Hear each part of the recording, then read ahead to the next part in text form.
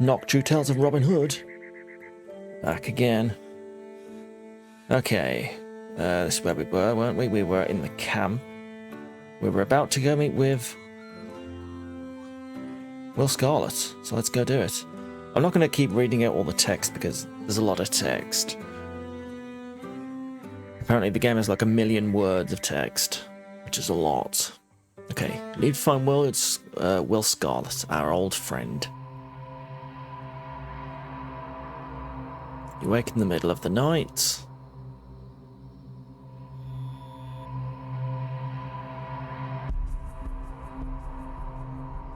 Froderick told you the tales of these wisps, but you don't remember all the details. Common ones are known by their colour.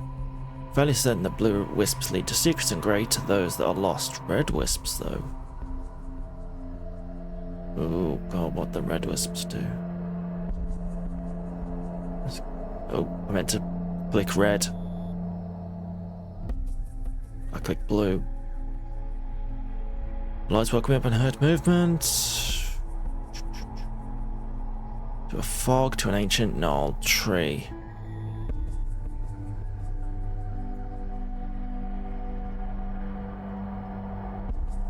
You follow your footsteps through the fog in places so you can better see your hand in front of your face. One of the wisps dance in the distance.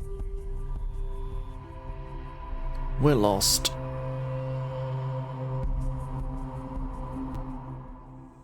You wake up in the next morning to your first clear day in the forest. Last night's mist has burned away and sunlight sneaks its way through the branches of the impossibly tall trees. Smell of eggs and roasting meat. Nice. Breakfast.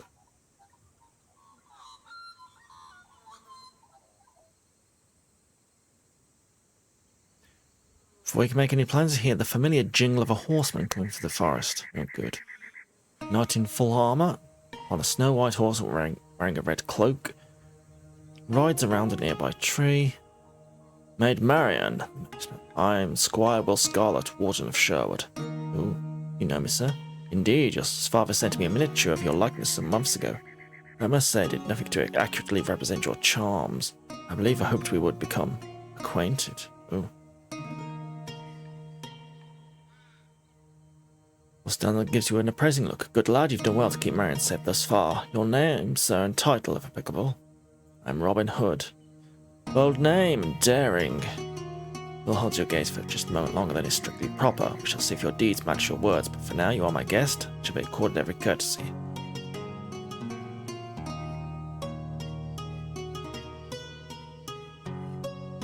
Little John, you know you're always welcome in my home.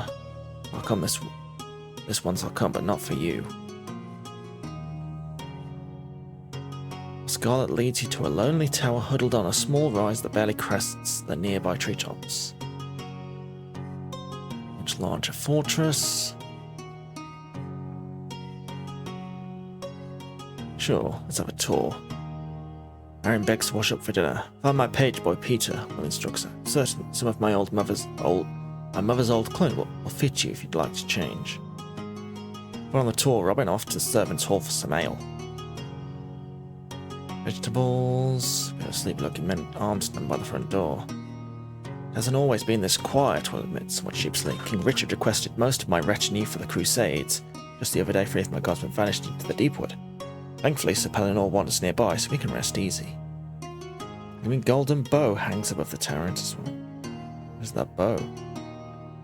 My mother brought this home one day, I confess, and I thought to ask where it was from. I prefer the sword and shield, but you or Marian might get some use out of it while working against the sheriff. I met Sir Pellinore.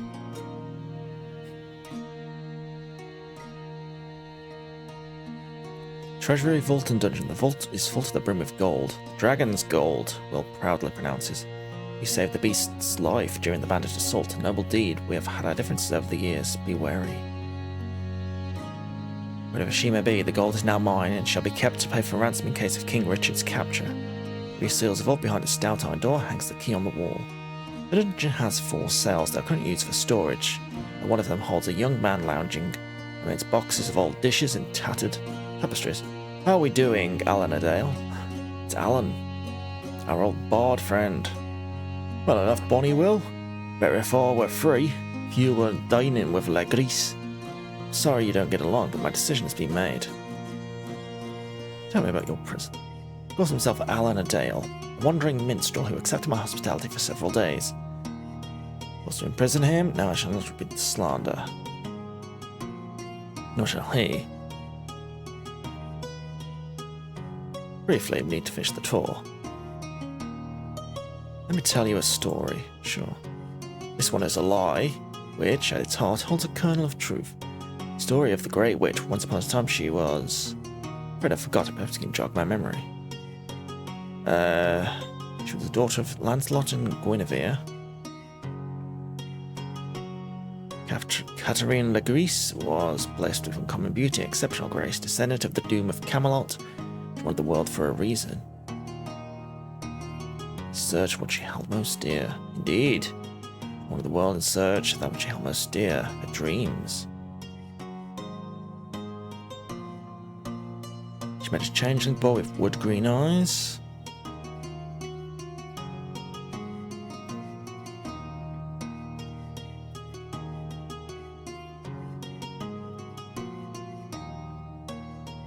Propriety to the upper floor suites of the roof.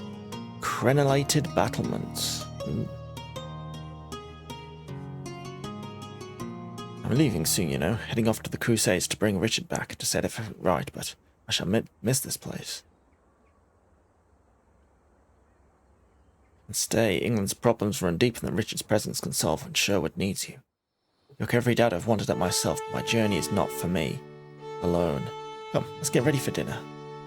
After charge for dinner, I imagine you might care to freshen up. In addition to Maid Marian, we'll be dining tonight with an emissary of the French King, Catherine de Lyon, and the Earl of Huntingdon, Robert Fitzhugh. This lands about the western edge of Sherwood Forest. True enough. I think those names have showed up at some point before.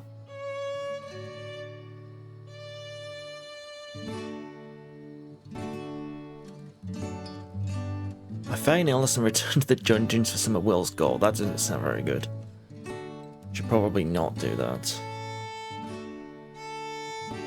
The wardrobe has a number of outfits from Will's father's time. Just have a heavily embroidered red doublet and hosey. Jewels sewn into the doublet and collar is starched within an inch of its life. Second outfit is a simple shirt and trousers of Lincoln green. The shirt lies in front and the song goes for hard stand as its feather. And an eye patch. I mean, I suppose we've got to choose the Lincoln green.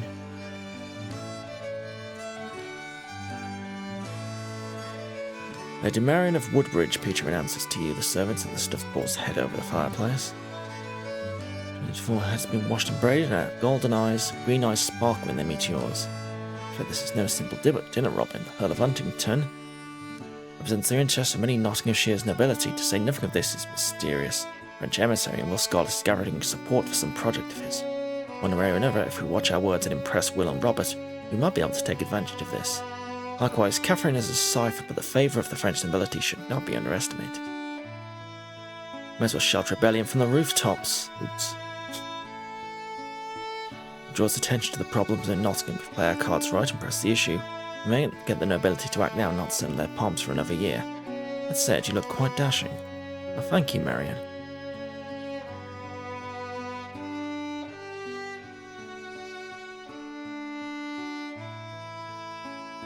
Hope it didn't scare poor Marian away. She was always upset with me when I took her father hunting and she didn't get to come along. Robert Fitzhugh, and told you, Robin Hood. How do you do?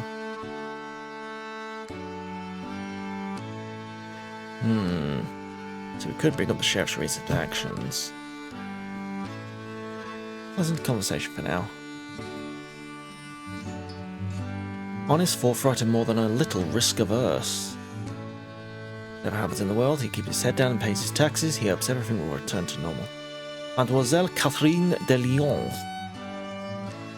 A young woman in a grey dress steps into the room. Her blonde hair is so pale as to be almost white and is gathered into a crown braid around her head. Catherine, you are Robin Hood, yes?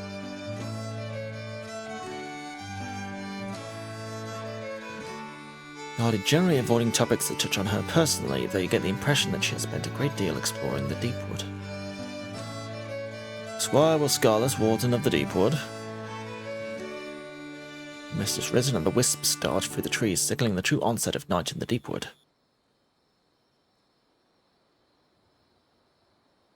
We have a whole raw roasting on a spit downstairs as we speak. Polite smattering of applause. The final meal here in my home. Dawn I leave for the Crusades, escorting Mademoiselle Catherine to France, of course. Of course. Come now, Will. Can't be serious. Your place is here as Warden and Steward of Sherwood. If you leave, my hands will be administered by the Sheriff in your absence. If you die, well, we've no heirs to replace you. Speaking of the Sheriff, Marion's mouth hardens into a thin line.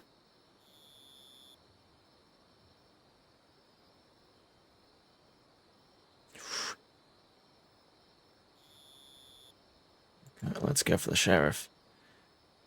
Marion's got a plan. Let's go with it. Smattering of applause, the main course. Roast boar. You know, the Earl of Huntington continues. I was thinking about all the gold you have sitting in your vault, Will.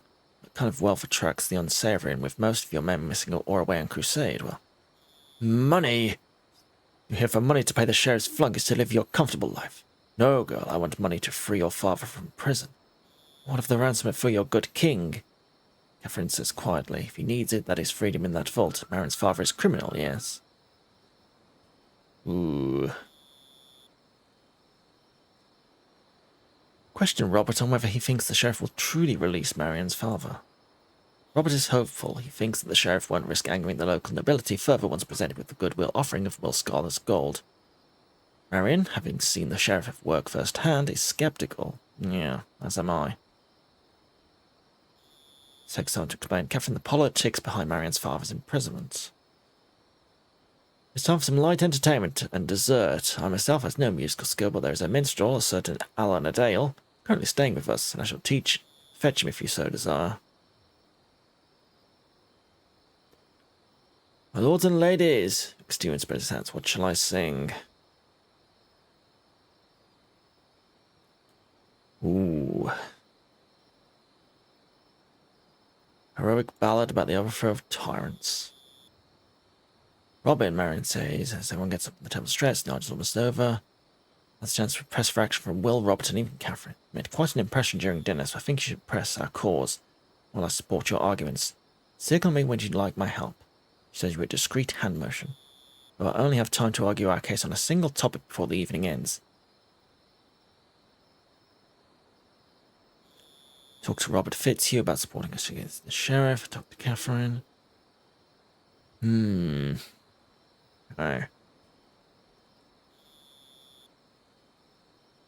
Crusades. The truth tonight's cast some doubt in my plans, and I no longer know what to think. I admire your insight, Robin.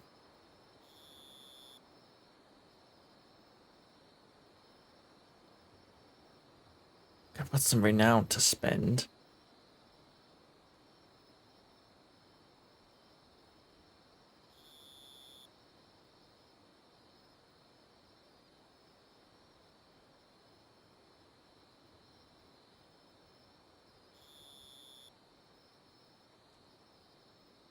You could tell him to go and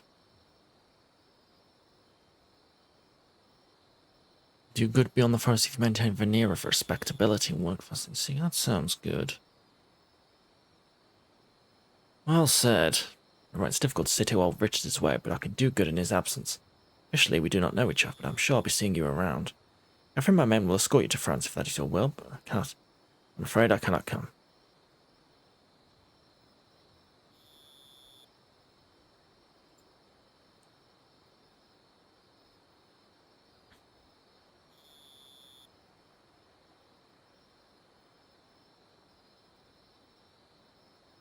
What would you and Marion ask of me? We need the tacit support of the local nobility. We need money to stop the sheriff. We need men to stop the sheriff. We do need men. There we go, more 20 men. We've got the allegiance of several merry men that will come to, as they will come to be known. We'll go things that will help you win battles, waylay caravans, steal the crown's taxes. Merry men have a variety of duties, including hunting, training, and scouting, but a certain number are available for tasks or missions at any time. Once it's time to attack the task, they return slowly over time.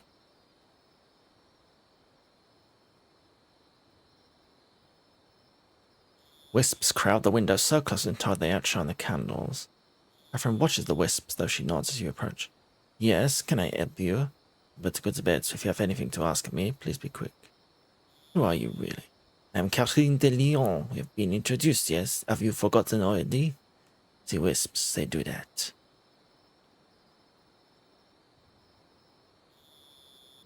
So direct, and yet you remind me. Something wrong, Catherine?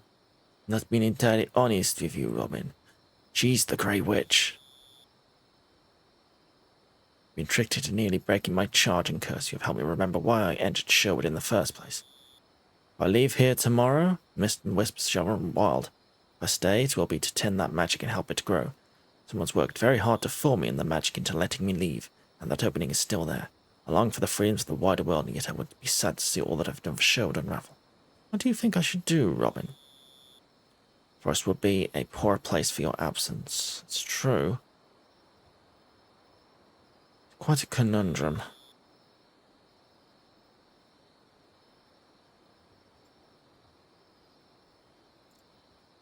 We have to speak 500 renown, but it might be of some use. She might be of use.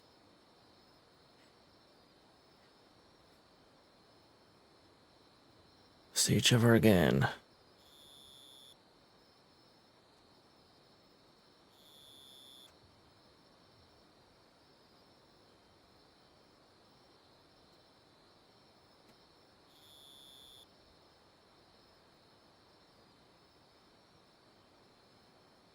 Gold is something of a windfall. I'm certainly less sure of its use. Use it to negotiate for Marion's father.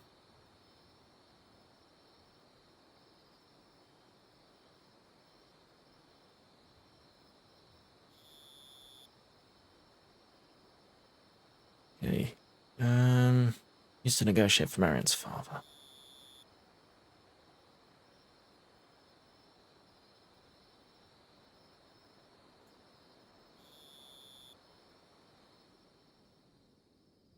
Not leave empty hand. Take this gift as a friendly old whisper to aid you for the night. Dinner is done, and one trickles off to bed.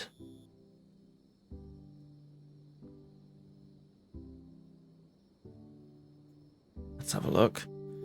Dancing in the Great Hall is going strong. You join in, making friends with servants and guards, maids and minstrels. Before you know it, the first rays of dawn are creeping through the fog. Good morning, Robin. Marion finds you during breakfast. So a lovely dinner last night, wasn't it? What do you think of Will Scarlet, anyway? Not rushing off to the Crusades, and as long as he avoids public association with us, he can move freely beyond the borders of Forest. This feels like the best of both worlds. Good. I spoke to Robert's men at first light. They appeared dedicated, skilled, and loyal to our cause. Good.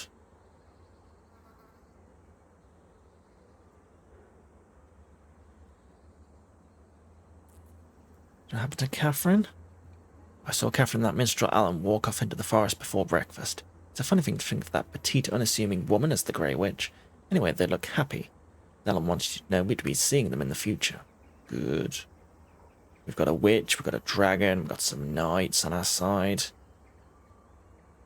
Will said we could use this tower if we like. It has plenty of room and is extremely defensible, so that's an option for a base if we're willing to fix it up. What's our next step? I think we're ready to pick a location, settle a permanent base. Situation.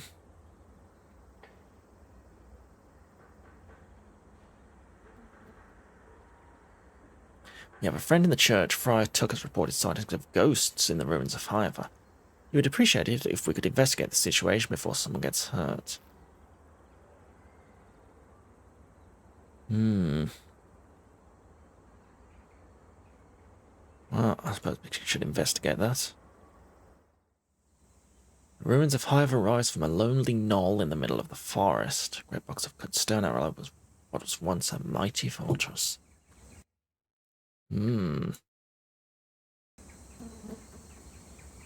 Attack staircase clear of dirt and vegetation that winds into the earth. See a few spear points, made leather from an old tackle, a couple of horseshoes. Sheriff's men have been here.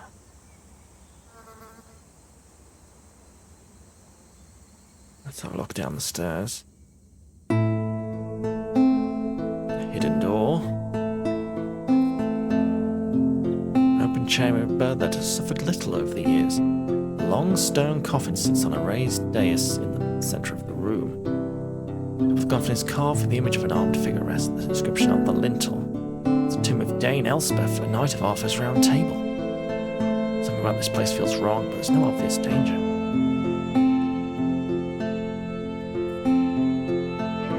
Three alcoves are spaced evenly along the walls for empty jewelled drinking hall.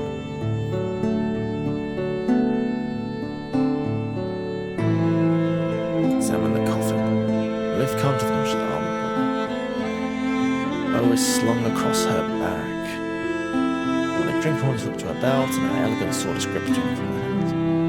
Griffin rampant. I don't know if we should be disturbing the coffin. Maybe the bow is the one we got from Will.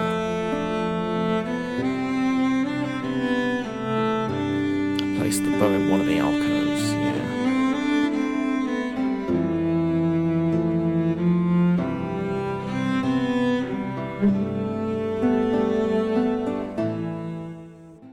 Let's not upset the dead. I want to see the ghosts. Let's do it. There's a woman in armour kneeling in prayer amongst the ruddy stones. It must be Elspeth.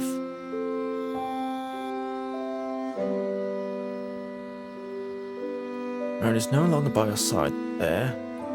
She's there, striding from the ruins, an unconscious woman, a shepherdess by her dress in her arms. Quickly, Robin speaks. Get the shepherdess to safety. The Black Knight approaches. It's the Black Knight, spirit of darkness and evil, locked in eternal battle with the ghost of Dame Elspeth, the knight who haunts these ruins. We looked at John halfway down the hill. Takes the shepherdess from her arms. Like a bad feeling when Alison did John for breakfast. Oh, it's the shepherdess John talked about. The Dame of the Tower led the sack of Camelot, slew the Black Knight when he came after her, then threw herself from the tower battlements. Bad business. Who was the Black Knight? Oh, ain't that a question for the ages? If people knew, they wouldn't be calling him the Black Knight. After the last review. She's helping the spirit get vengeance, isn't she? Come, Robin, we need to get back to the ruins. Sun is swallowed by darkness, and nights reserve the knoll. Lightning sears the clouds, the Black Knight's there upon his nightmare steed. Flames snorting from its nostrils, smoke trailing in its steps. His knight himself is an empty shell of matte black armour, no insignia hangs from the charred oak of his lance, no name is scrawled across the scabbard of his greatsword. He's rider the Sheriff of Nottingham. The Sheriff levels his lance at Marion. Marion has no shield, no horse, and a whip is less than half the length. There's no chance. So smooth it looks choreographed, so quick and almost miss it. Marion rolls beneath the lantern under the horse's charge, slices the girth strap and returns to her feet. The Sheriff pinwheels his arms as his saddle slowly slides away and he topples to the ground. Marion leaps to his side and raises his sword. He can't stop. That's the Sheriff. I hold my tongue and let the spirit go. The Sheriff rolls aside at the last moment, but the ghost of the Black Knight remains transfixed on Marion's blade. She flips the Black Knight's visor and you see the self-same blue eyes and the blonde hair with masculine jaw, the wisps of her beard. Elspeth steps out of Marion's body and raises her arms. There is no redemption, the former knight returns, only death and the rewards of a life ill-lived. A pair of whip fin hounds, black as a pit, slip out of blood and smoke. The hound runs past you, then Faradum's close over Elspeth's arms. Ugh, she drags you to the depths of the earth.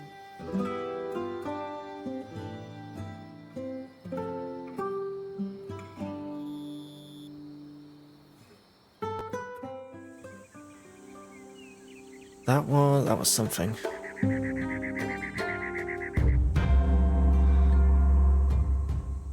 Marion has set up a long table by the edge of camp and is poring over a collection of sketches and drawings.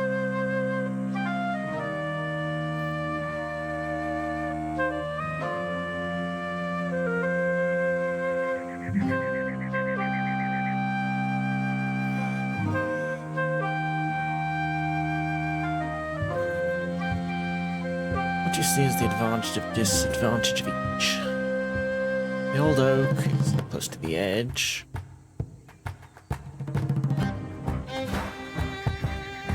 John already had some structures in place.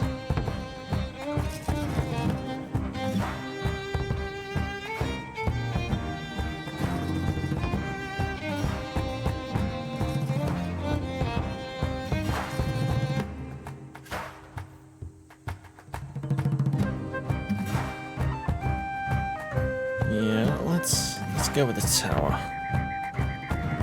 2 political influence, 1 magical discovery.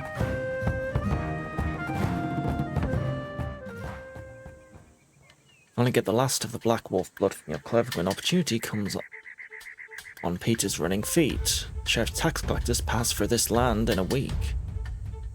Okay. Only come across 2 sets of tracks along a muddy trail.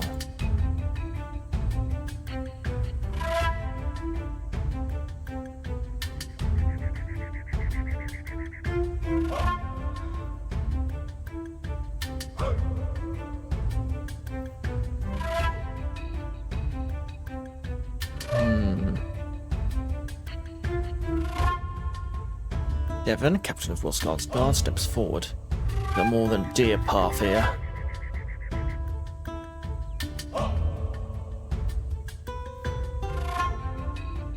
When if an exile from beyond Hadrian's Wall looks at her own studies, there was some fighting to the south about a week back. Outlaws versus brigands or so I heard. Second set of tracks come from that direction, and I found what could be dirty bandages back our ways. Enough of a head start. We won't catch either before the end of the day. Sure, through one and we're sure to lose the other. Let's go with the first.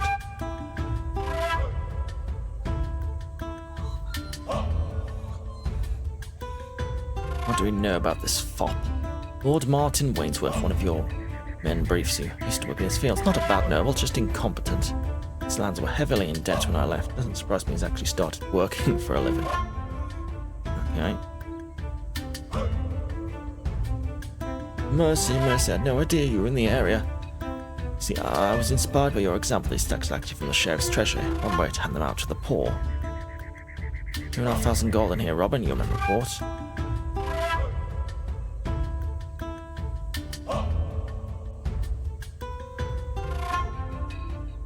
We only take the taxes, you must understand, sir. We are not common bandits. Yeah. Respectable Hall, by the way, we've had word from Nottingham that tax collecting Robert wins free drinks at every tavern and household in the Shire. Do take care to introduce yourself next time. The last one's home, by the way. The rest of our men have already returned with 1,435 gold. Got a lot of gold now.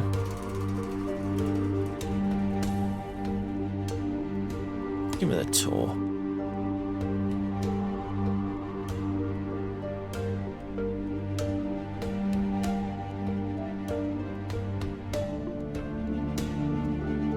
Got a war room.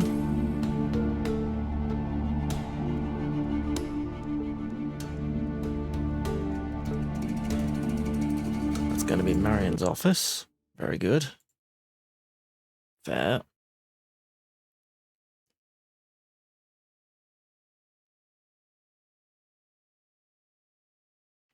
Matthew, been Marion's huntsman for many years. Suppose for hearing out of birds are very intelligent.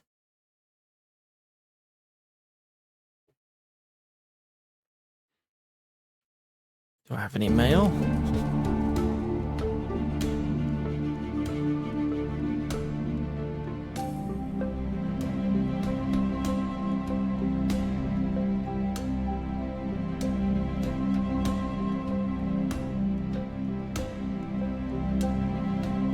Drawings that look like plans for structures. It's the architect's studio.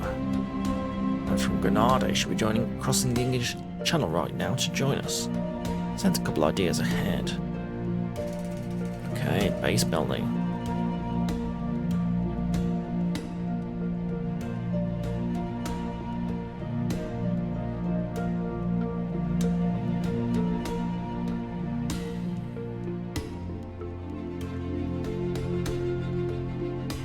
Tavern. Tavern sounds good. Got plenty of gold. It's your home base, much as in camp, you'll have the opportunity to use resources to advance your cause and engage in conversation.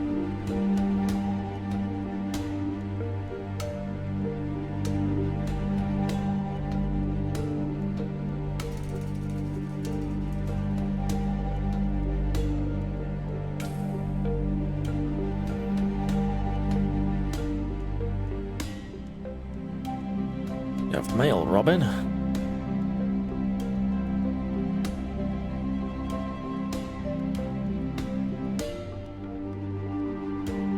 Good.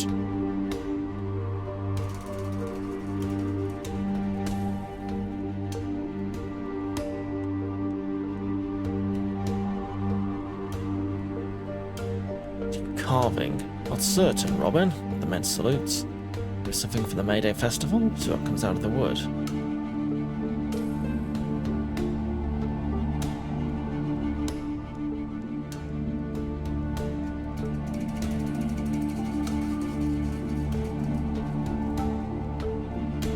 Looks good.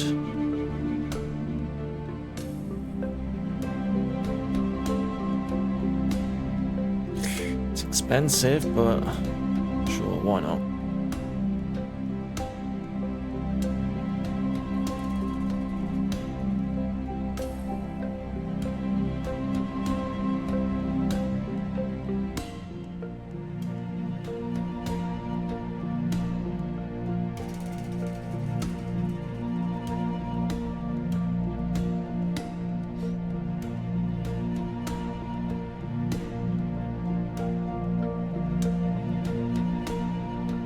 Gold for men. We've already spent a lot of gold. It's dark and foreboding. You can launch periodic raids of tax collectors and other forest travelers from the forest border.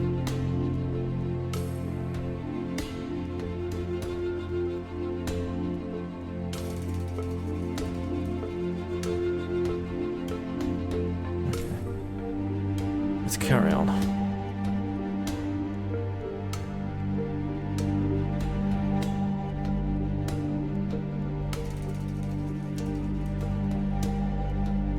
Am I forgetting anything?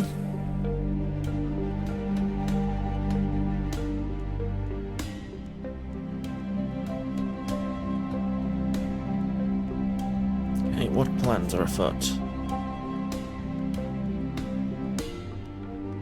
Let's do it.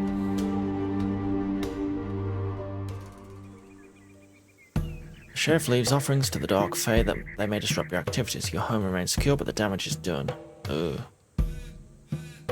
We have a collection of notes and reports sent off Marianne's desk.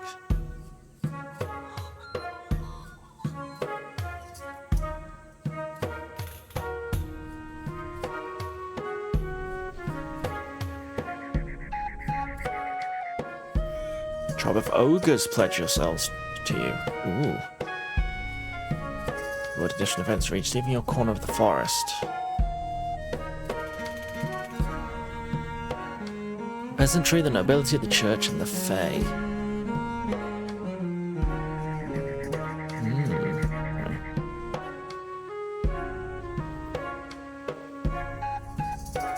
What news from the church?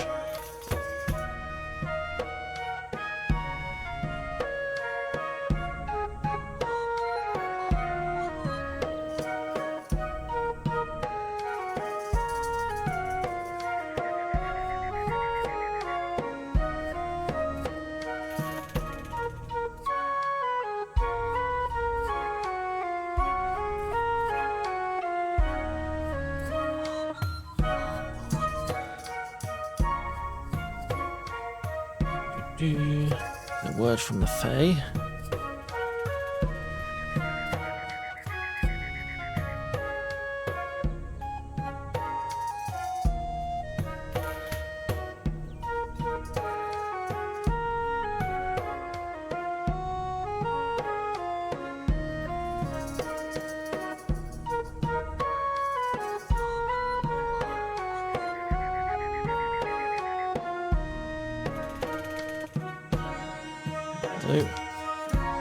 gained influence with the peasants.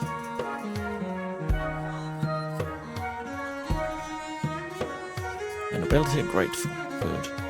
Gained influence with the church. Good. And the Fae.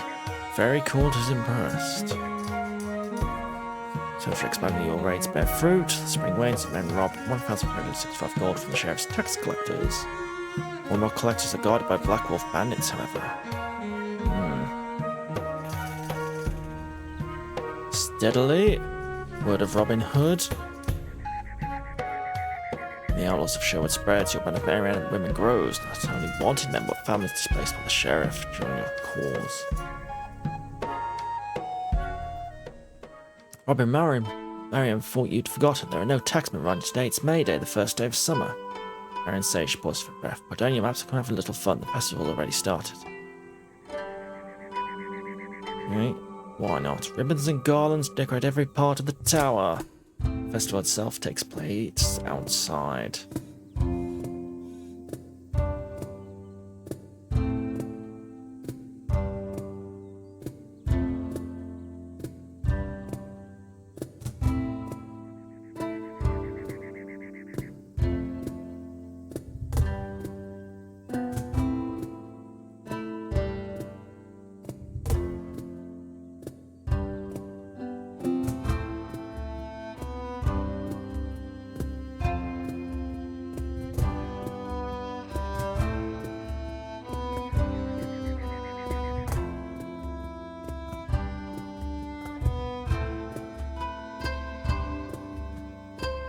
Worry about Peter, don't you?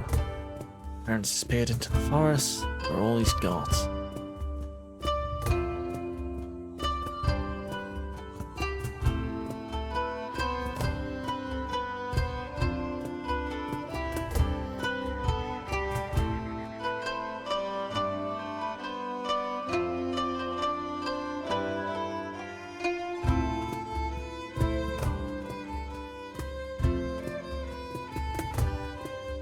Upon Alan Adale entertaining a rapt audience from his perch on the giant root of a deepwood tree.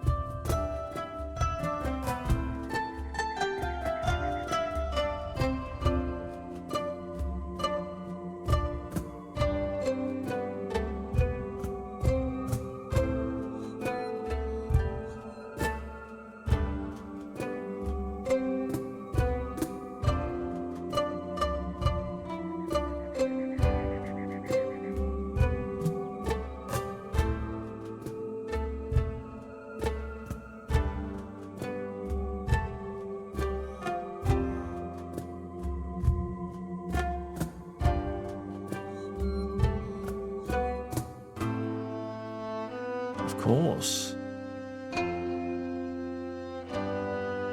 Summer Queen must dance with the Jack of the Green or close the day. People should vote without any interference.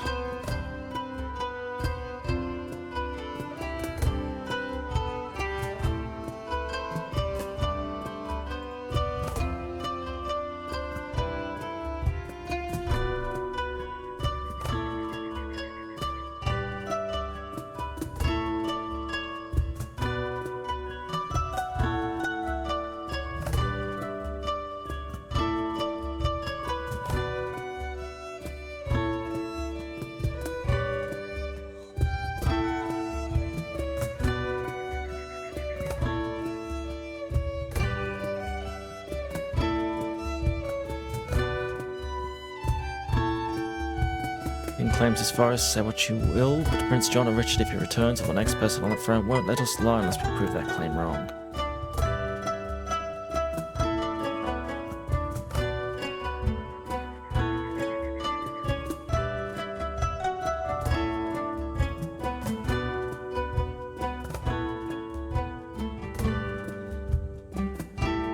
All from the rich, give to the poor.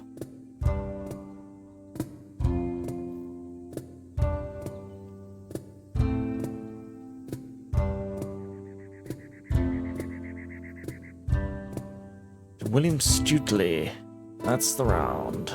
Tuning ring.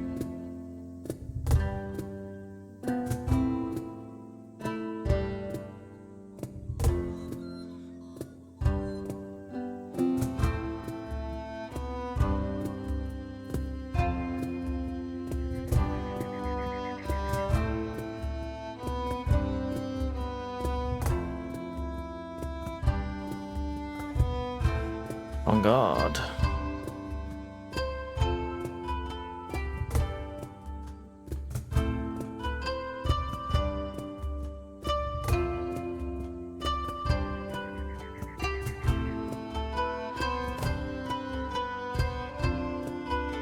Forest means nothing if we cannot reach beyond it. Sheriff is the ear of Prince John. He's all of England. His beck and call.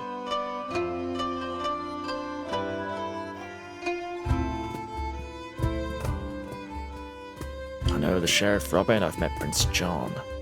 I've lived in the deep wood my entire life. They'd tolerate us for a season or two, gather power elsewhere in England, but winters here are hard, and come next spring, they'll hammer us into the ground, as if weather doesn't do us in first.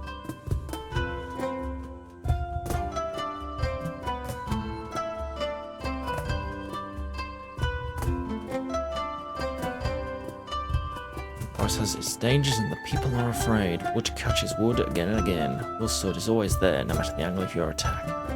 Yet nowhere hammering yourself against a strong defense. You need to find a way around it.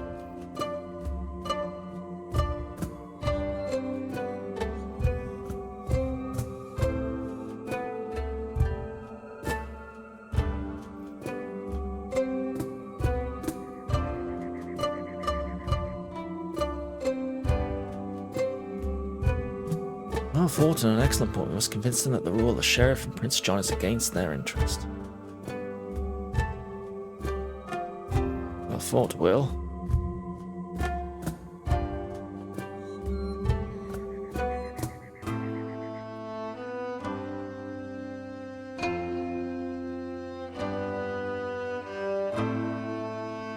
Here's Amaranth, the dragon.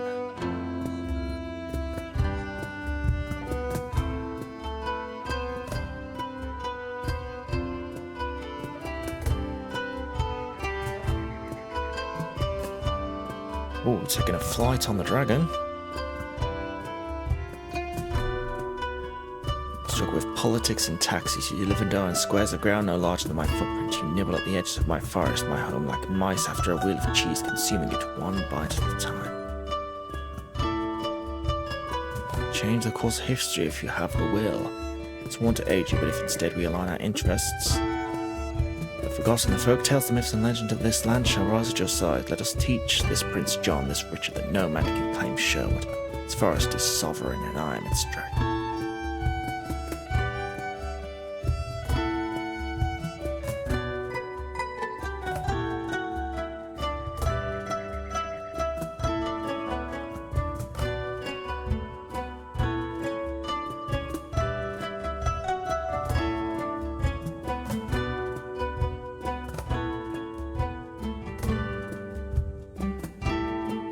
Amaranth banks around a cloud puffed out like a stately meringue at a High Lord's dinner table. Very good.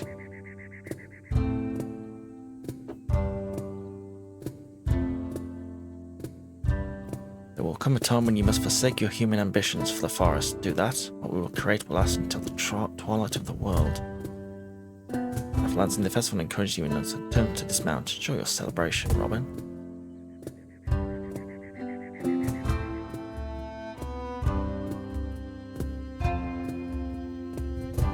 Twists and turns, walls and hedges, streams and stalls, you think move aimlessly for a May Day, which vessel larger than many of Border Village.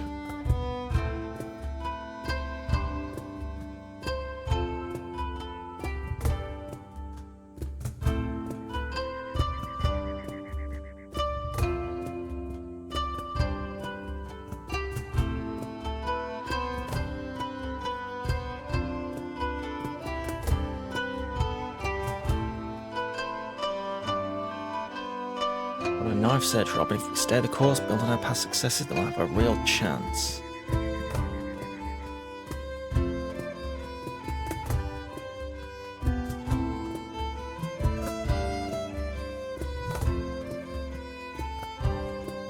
be anything to take its place when our Camelot falls?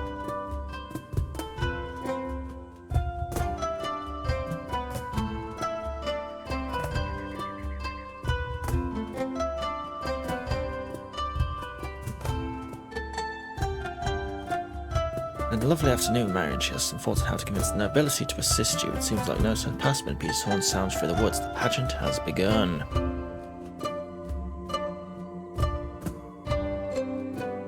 Salam, you are Sir Robin of Locksley, aren't you? He's extraordinarily slender. He wears a long, colourful robes, characteristic of far southern climes, and sports an ornate curved dagger at his hip. And Palamedes, the architect. I don't believe we've been properly introduced. How did you end up in Sherwood? So, how do you like it here so far? Never seen greenery of such grandeur would be another. Potential is staggering. You have the men and materials to accomplish something truly great. My only regret is that there isn't space to do everything at once. The giants of nature tread, men must walk soft ere they be crushed. We shall have to make choices. Shadows reach long fingers across the sky, and a single horn calls sounds through the festival. Platform has been set up by the maypole, and Peter announces that judging for the Mayday pageant is about to begin. Public cries, will the contestants step forward? Will Scarlet, Will Stansman raises his hands, resplendent in his wine-red cloak. Little John, Alan Adale, Palamedes the architect. I nominate myself.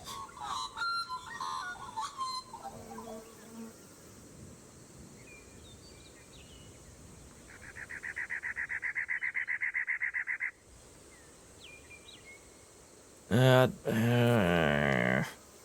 wonder if we should spend a renown on it. Who do you favour to be Jack of the Green? Ooh. Tough one.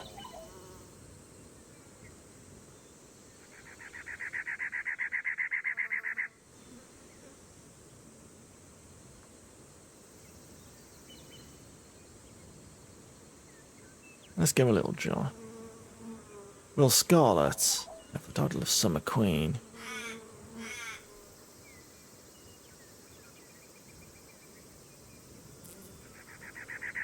Summer Queen, let's say Rosalind.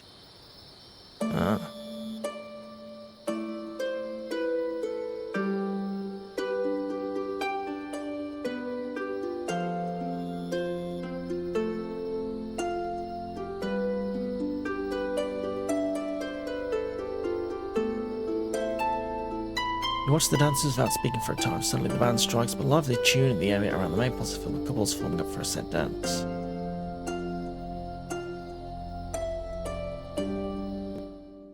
Find yourself blinking sand from your eyes, but another day in show with the colourful remains of the Mayday decorations drifting in the wind. The green.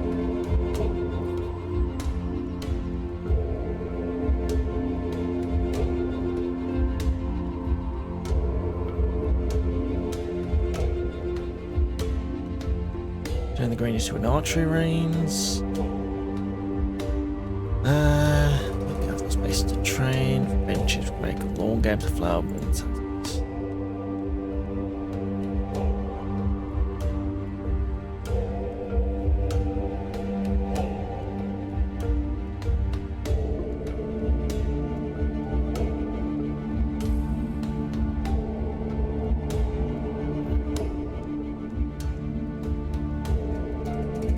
Great Hall.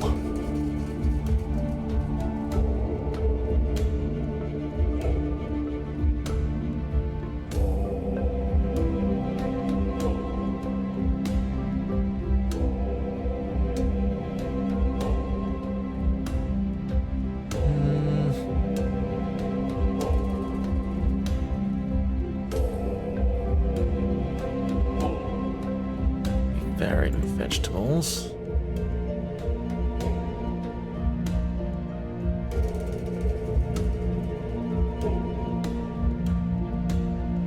You have 35 men and 5,000 Wi-Fi.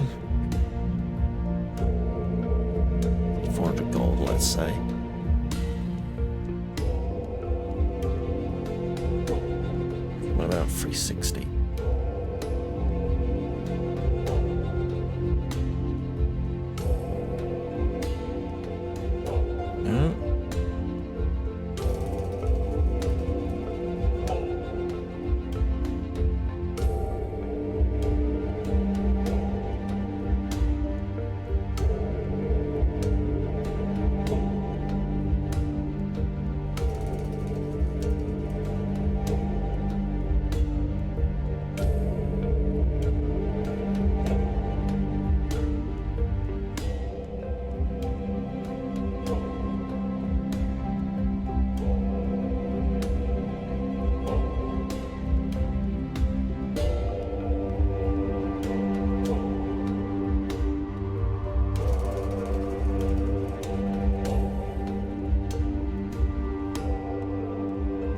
Matters at hand.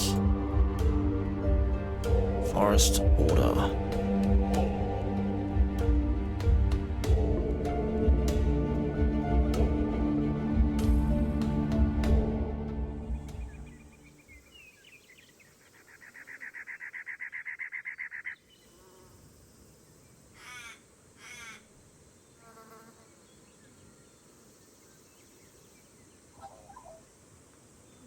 Intelligible Viking runes.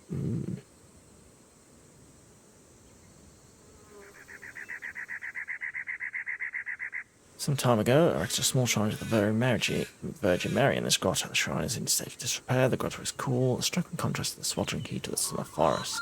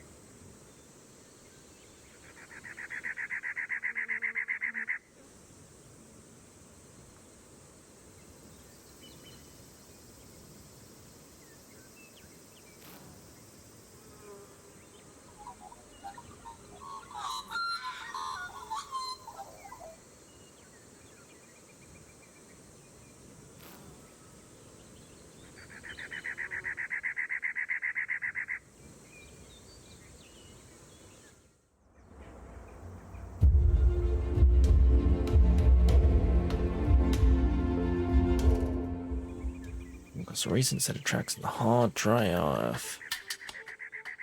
So it's been hard, the earth is dry from the lack of rain. Nevertheless, while pasture here was heavy enough to leave 2 broad furrows in the ground, there's fine paths of dried manure. It looks like oxen. It's been churned up. One day I would ever pass this way, revealing a bank of ancient paving stones. Not any established routes. If you're coming from the western coast, headed to London, but if you're sure it could shave a week off your travels. This from the wall, Roman work, one of their roads that resurfaces a little ways off. We should be able to follow it. Okay. It's a lot of guards, but I think we can take them if we do it by surprise. We're worried about the seal on the wagon. That's crown property, not Nottingham's. If we cause trouble here, will become Prince John's problem as well as the sheriff.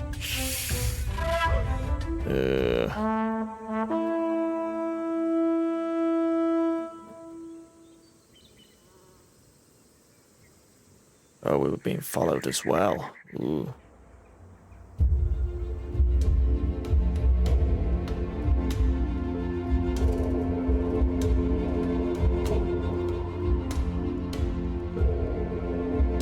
Evade bounty on Sir Robin of Locksley Farm. Bounty hunters have been sighted beyond the bounds of the deep wood in the eastern forest. Please exercise all caution when operating in that area. Eastern forest. Okay.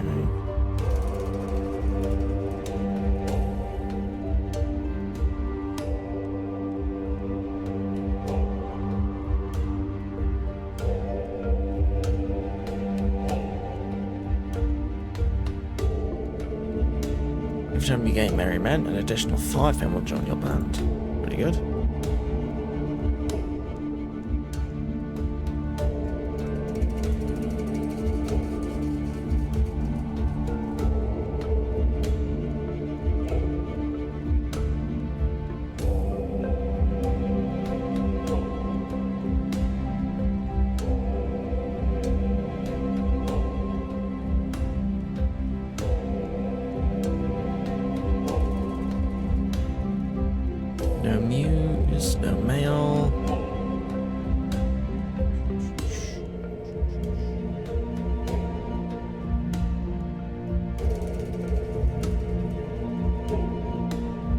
you, Palamedes?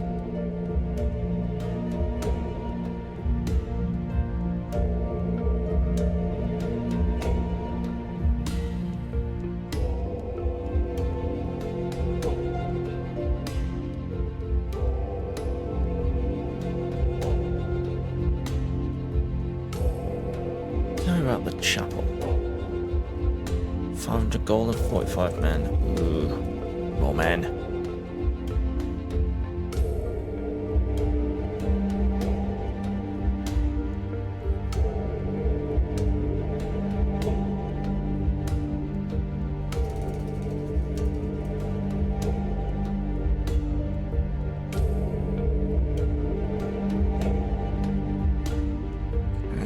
Let's build some defenses, I guess. 2,000 gold, but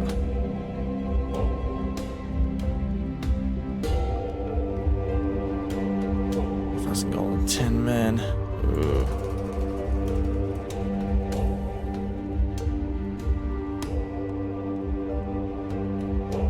The plans are afoot. There are rumors of a real haul about to happen. Need to lead some scatter missions around the edge of the forest over the next couple of weeks. The rumors bear fruit. We'll be able to put that experience to good use. Not just yet.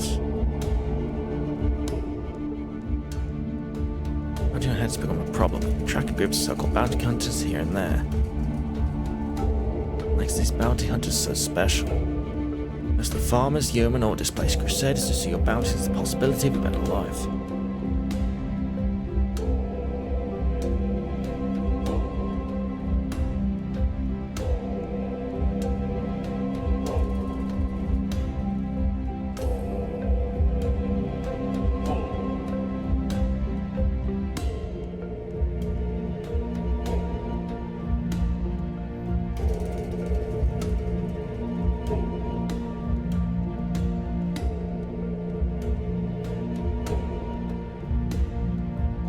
Men are ready. I'm leaving to deal with the bounty hunters. Is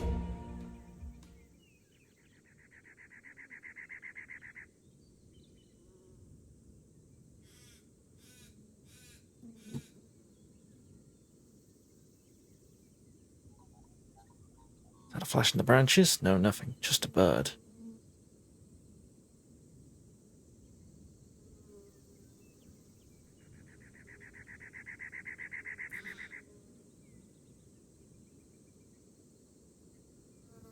Men are on their way. Suddenly you spot a man in muted earth-toned leathers.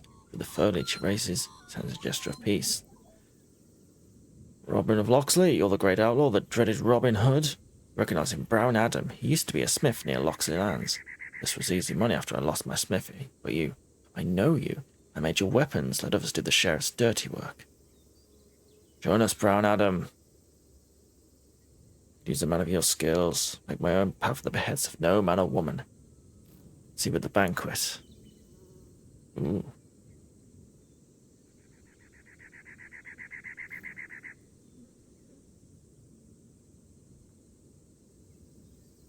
Hold, friends. Powerful man Brown Adam calls for peace when the assembled hunters reach for their weapon. That maybe our quarry is also our host. It's only fair to hear him out to partake of the bounty he has prepared. So if I couldn't beat him, do you lads really think you have a chance? You drink and be merry, and while you do so, consider how the sheriff's being hoodwinked and humiliated. Every turn by my outlaws, come speak to me and tell me you don't want to be on the winning side.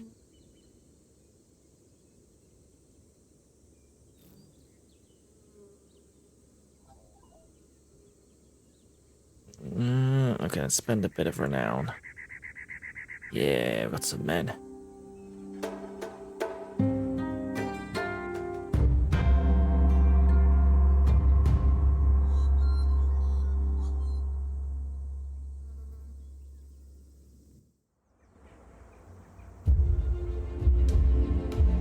Let's see.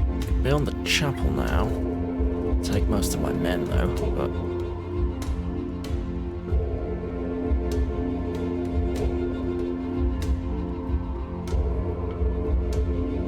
yeah, that'll do. Ready to go start scouting the trails. Armed with a map and accompanied by a band of merry men, you set off into the forest. September 4th. A unique opportunity. Marion paces around the crowded war room. It's the beginning of September and the flow of taxis through Sherwood has been slow. Robin Scamp can inform us beyond the forest report what we've all been waiting for. The sheriff is sending a caravan of gold to Prince John in London. Coincidentally, the sheriff's caravan leaves Nottingham at the same time as two other caravans. Lady Elizabeth Ramsmead and her impressive dowry is travelling to her new husband's castle in Hightower. Devon Muir, a wealthy merchant, is moving his household and a substantial portion of his fortune north for the summer. 3 caravans passing through Sherwood tomorrow, here, here, and here. North, central, and south. To the forest Robin, if you would. Lord Ramsay is no threat to the people of Nottingham, to Muir his money for the honest land of the poor. I guess we should take the taxes.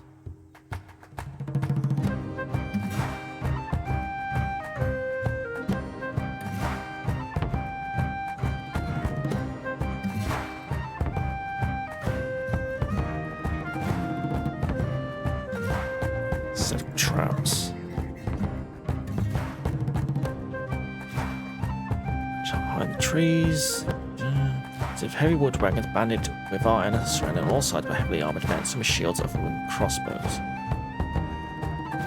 Signal the men, Marriott. Let's do it. Okay. Caravan lurches to a halt as you spring your traps. You're about to take it by surprise when your arrows run out of the trees. The guy at Gisborne, of course it is. These are Prince John's taxes now, and he will get them one way or another. Hands you a sheet of parchment. There are 20 or so villages Prince John will be forced to liquidate available for lost revenue, or you can let us pass. John will turn the borders of Sherwood into a wasteland, and I think he's bluffing. I've forgotten our last encounter. Give me an excuse to make the people hate you. Robin, there's over 10,000 gold in those wagons.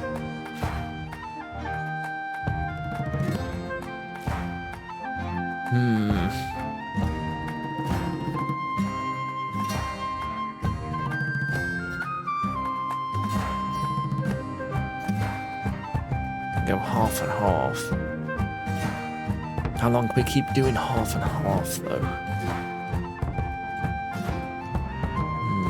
We do need gold. Prince is temperamental, Robin. Which 10 villages will you save? Prince won't expect another tax shipment until next summer. When you're a safety officer, until then, we're the sheriff's problem. We need to beat him by then, Robin. We don't want the crown involved any more than it is already. Okay. Chief exerts his political skills in court to sully you name. Yeah. We might. Now it's down, but we've got some more men. Our forest defense has attracted additional recruits. Our infamy is doing any favours. We're losing renown each season.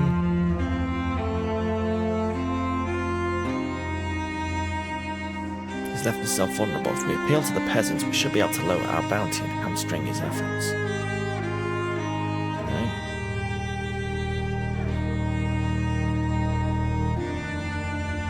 Through the heat of summer, word of distant events, gain reach your corner of the forest. For your actions in the home you have built in Sherwood, you have 17 power this season. That's good, I think.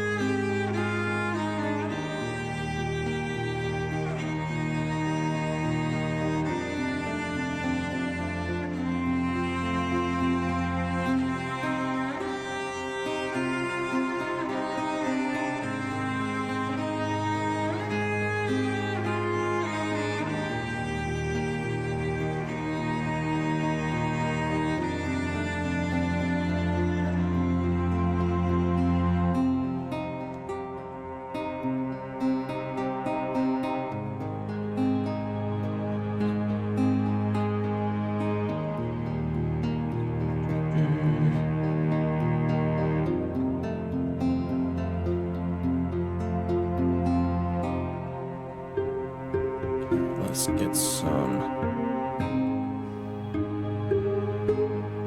That'll do, so we've got some influence in all of the different areas. We hold back the spectre of starvation until the first autumn rain. The peasants tighten their belts and give thanks for your assistance. Long boats ply the waterways over the hot summer days. Viking ships come in force, but your people are able to buy time for the nobility to marshal their forces. Several monasteries are lost, several villages are plundered, but no more than usual, the nobility are thankful. Safe and sun-drenched, the Mediterranean coast becomes a fashionable vacation destination thanks to your intervention. The entire arm of the church is dedicated to travel planning, and some of the proceeds are funneled to your band every season. Excellent.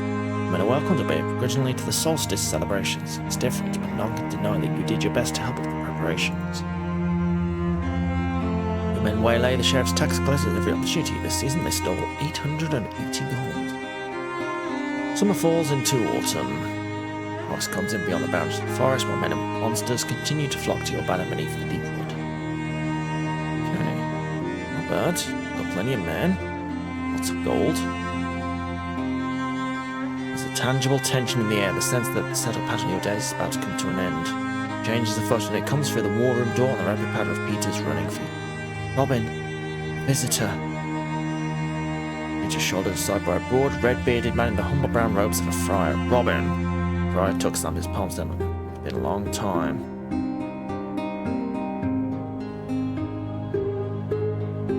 Tuck, you fat old fool, how are you? More the fool for coming here, I wager, than I was. While quietly we'll pass you messages from town, he sent several large sacks of gold on the table, but not the church's largest benefits me alone. Gratefully accepts a cup of hot cider from Peter. There's trouble in Nottingham, Robin. Won't mince words. Marion slips into the room behind Tuck. She catches her eye, clearly upset, but doesn't interrupt. Sheriff aims to make an example of those who are the outlaws of Sherwood. Sheriff captured most of the people from the Locksley lands when he attacked your home, along with some of your men taking over the summit there to be hung on All Saints' Day. Sheriff is holding a masked ball to woo the local nobility on Halloween. There was time to slip Nottingham Castle through guile or stealth. It's then.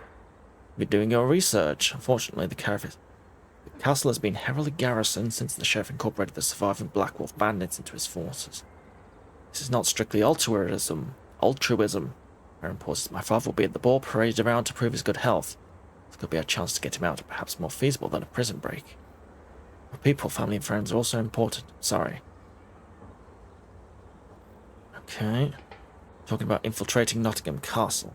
You are serious about working against the sheriff, Tuck growls. Here's your chance to hit him where it hurts. Okay.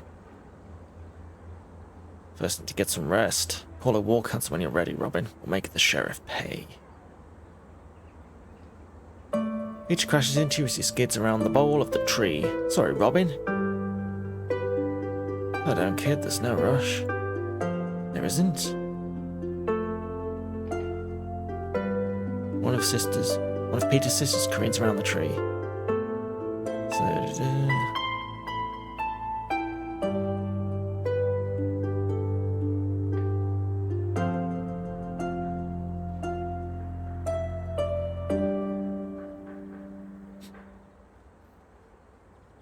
Rosalind brushes past you on the path. I'm taking my studies over the chapel, Robin. Where do you go?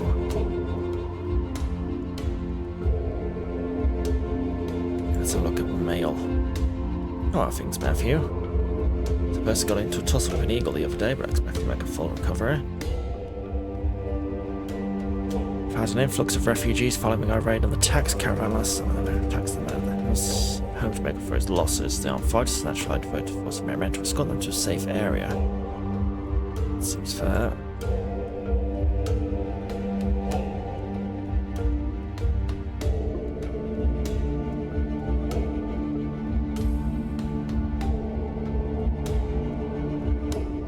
Got enough gold.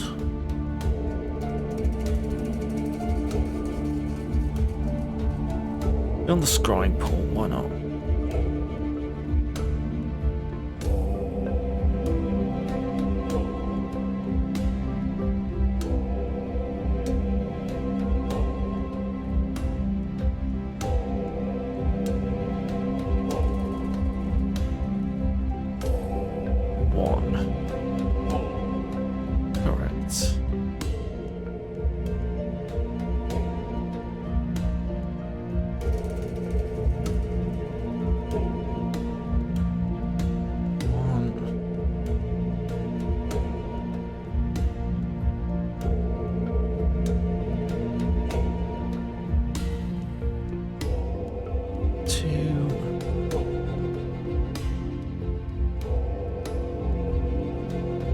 That looks good. chapel, an unexpected discovery. An old chapel was discovered within the tower complex, and you went busy excavating it. They're finding old tapestries and some intact stained glass. Florida quietly stood as the Bible by the entrance. A donation box sits in one corner.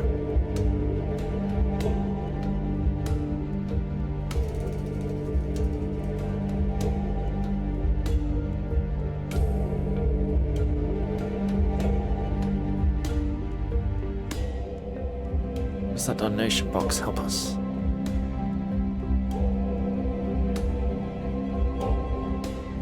We can swap gold for renown. And 1 renown for every 12 gold.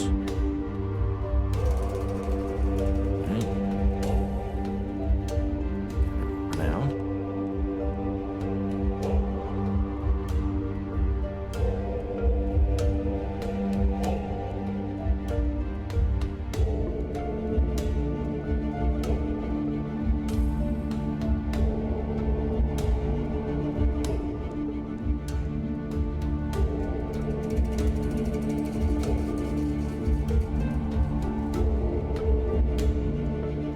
Bulletin board. Push the bulletin board, there are missions posted. One of Castle Nottingham staff has agreed to spy on the sheriff. When you're ready, they'll meet with you to pass along what they've learned. Spycraft begin. An astute old man behind a lonely farmstead halfway between the forest and Nottingham. The farmer has been paid to be elsewhere. The man matches the description of the spy. A Mortimer.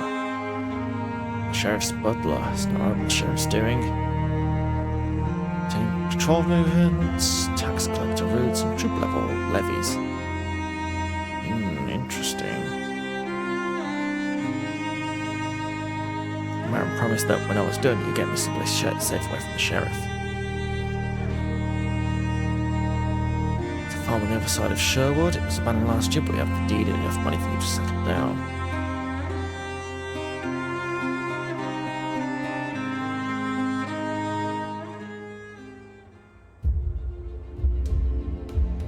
Take a risk, see if you can do some more.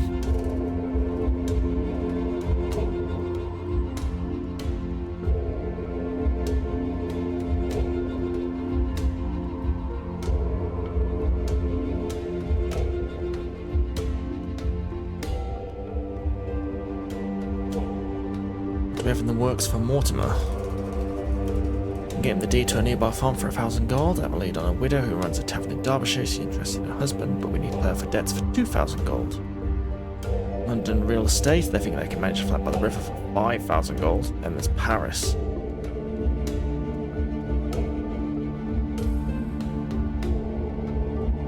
To rob from the rich.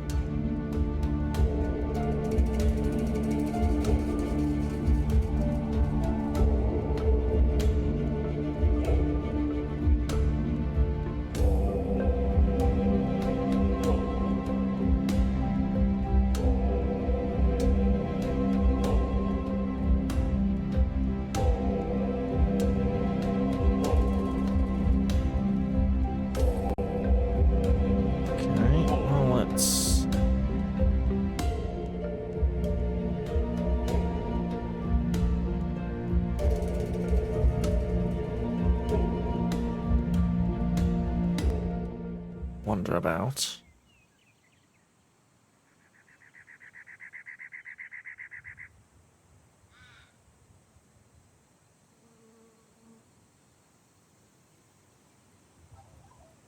There's a boot stuffed high into one of the cracks in the cliff. Retrieve it or a well-shot grapple arrow. This belongs to Palamedes. Interesting.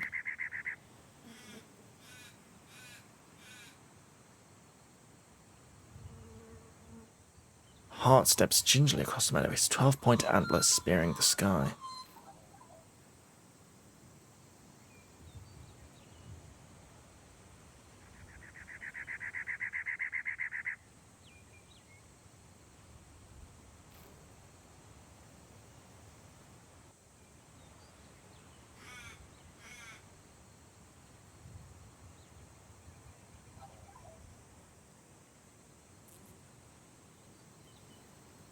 Skip down a scree slope and find yourself at the edge of a small pond lined by jagged chunks of upthrust granite. Delicate hand reaches up from the water. Help you here.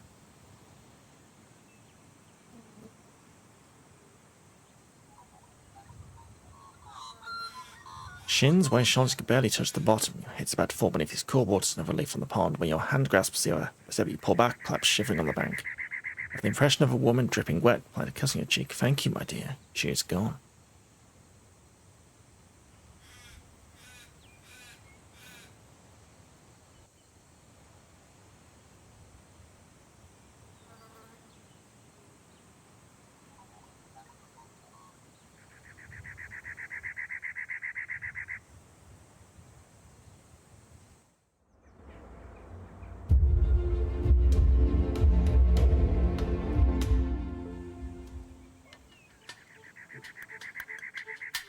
Examine the tracks.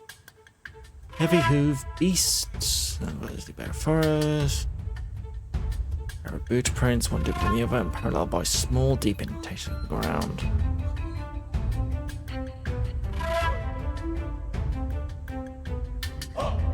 Silver medallion shaped for crescent moon and star.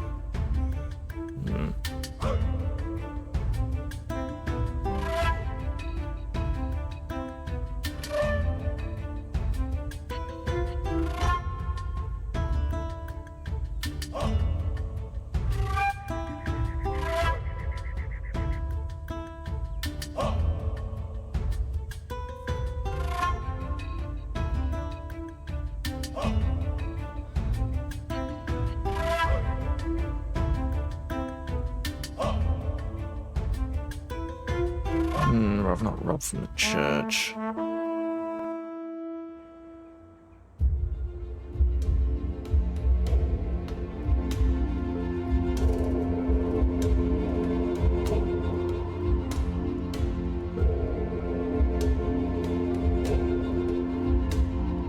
But try and keep everyone on side.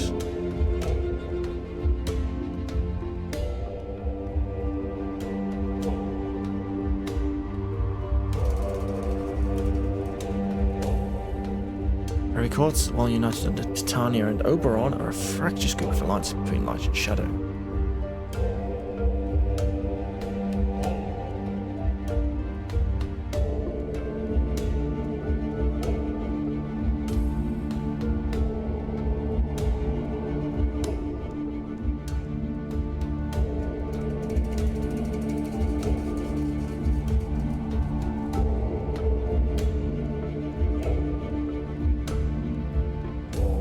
News of your family while it was taken by a group of dryads in the western forest, while Ron stopped it by an isolated woodcut to the south.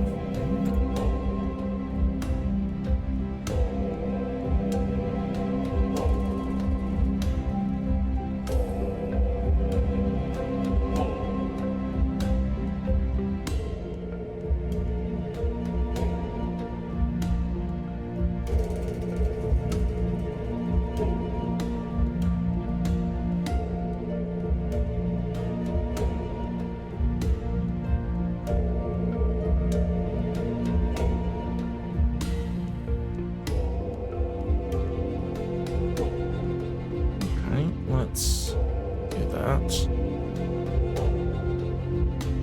Find an additional 500 gold. Neato.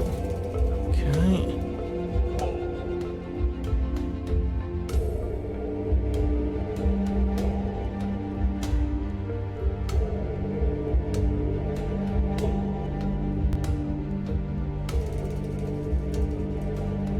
Beneath the dogwood tree on the path by the little stream.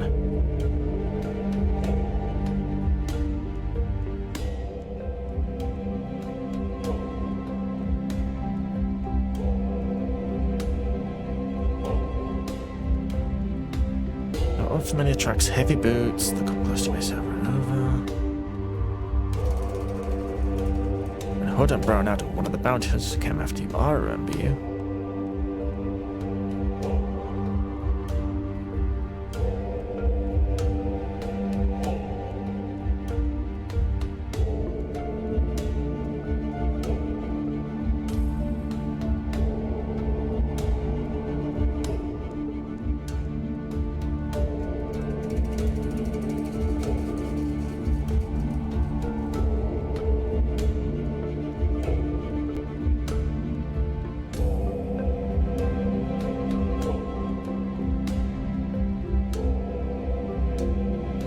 State of Sherwood Forest overgrowth. We should do something about the overgrowth.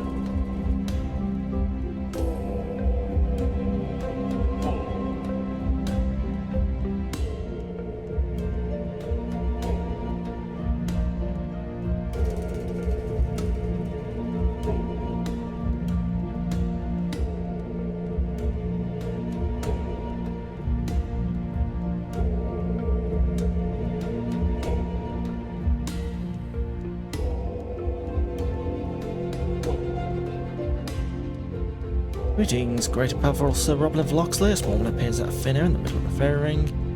I'm here Maplethorpe Badger Blossom III, emissary of the fair folk of Sherwood.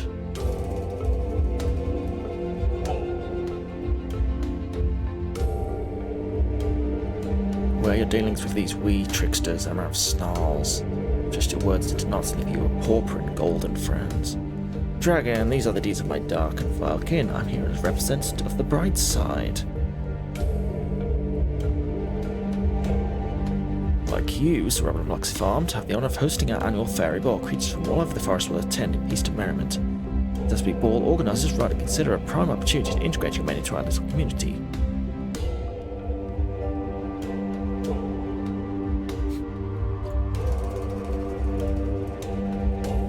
Several young Stratman sisters act as liaisons to the fairy court.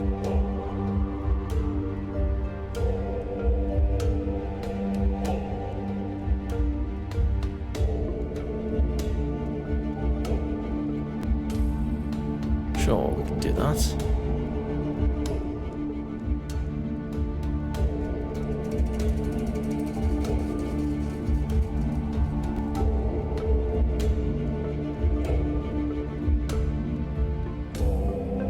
Dogwood tree by the little stream.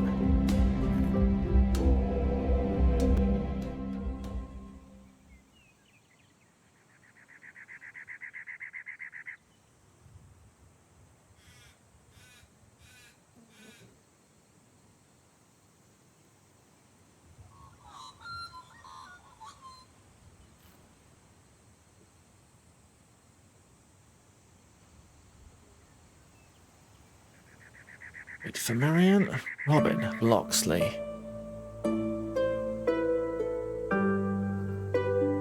You going to court me or not?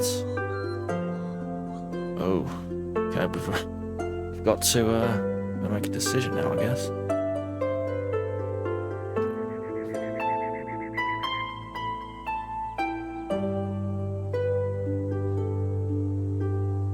Well, can't be any. There's no downsides.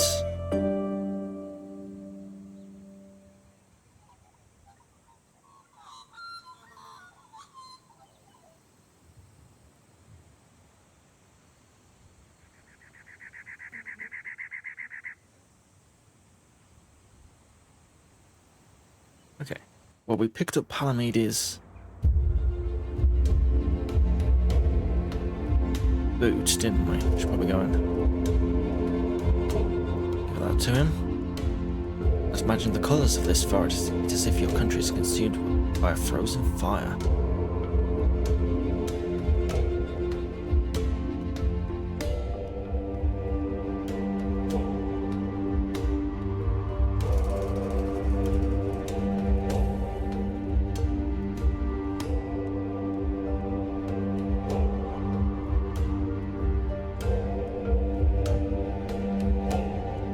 $1,000 gold and 25 men?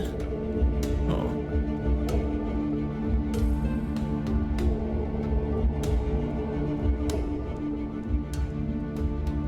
Let's plan that fairy ball.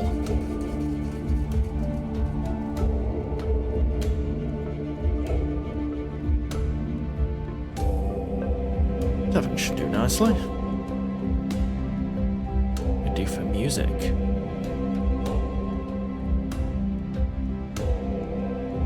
Bit of renown.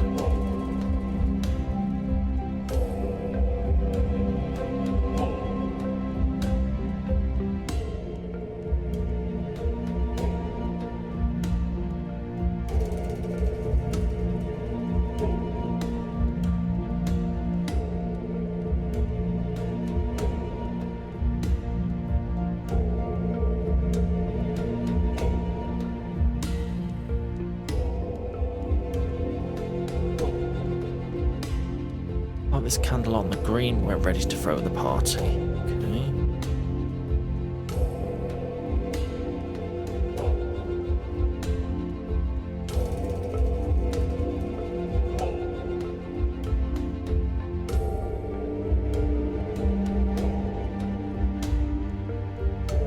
Let's do that.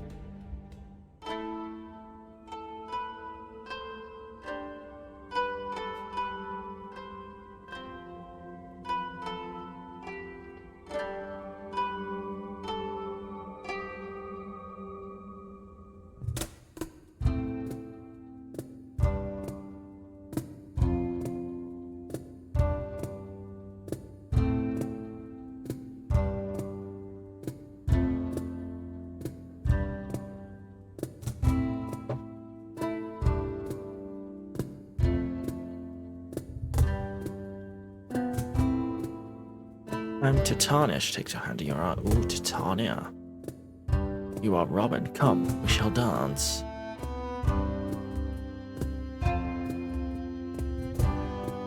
Acceptable. We're done here.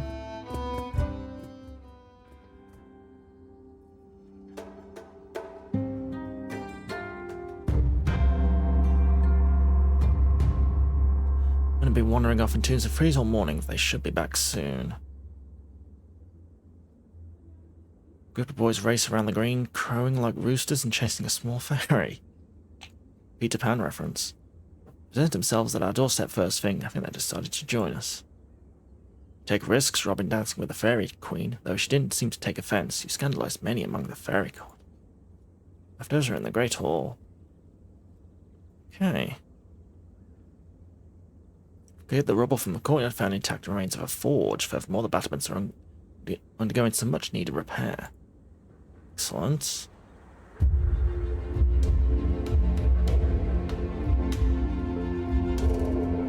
Ready to help Brown Adams. Good. Tuck's just arrived.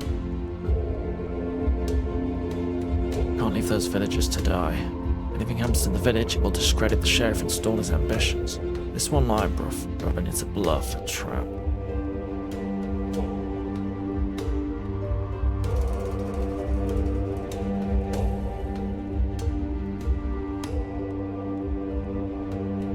Those are Lord Hightower's lands. He'll not be pleased with the mercenaries.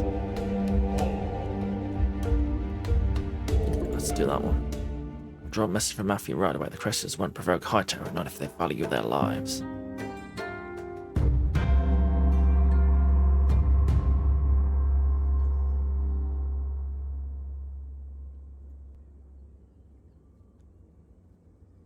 Forge is nearly complete. Make some discreet inquiries as to competent smiths who may be willing to join our band. Got mail.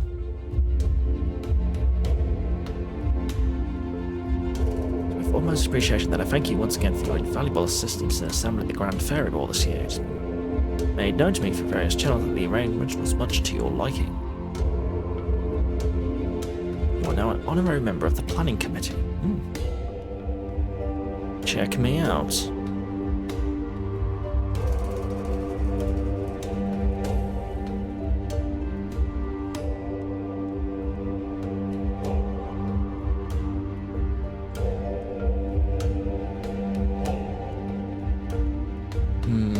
Okay, I think we're good for now.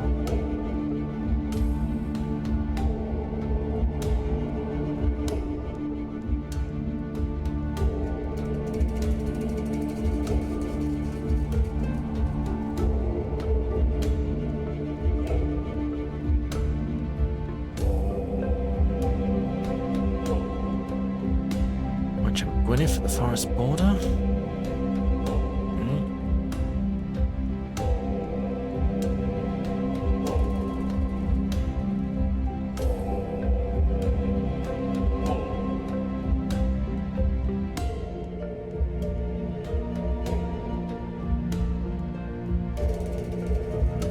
Did their lunch by the Vikings, standing stone around this time of day.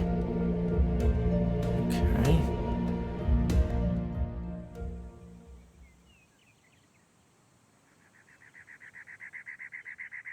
John, Tim, and Mark, new recruits.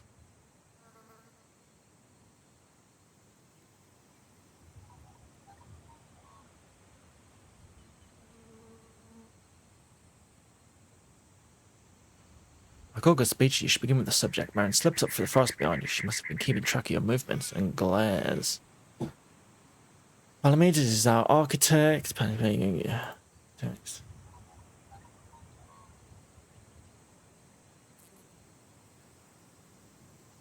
He's a person like you and me. Your harassment endangers us all. Pranks need to stop. This is a matter of respect.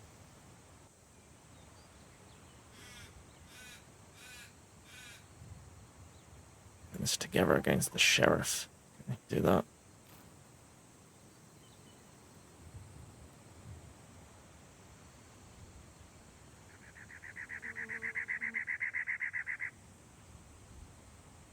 Okay, that went well.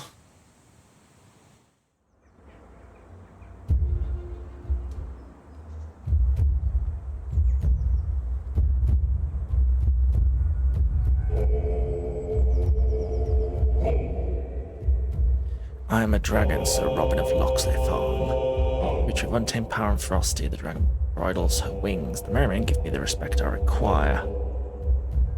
I would not have them overcome their fear or become too comfortable with my presence. We are solitary creatures.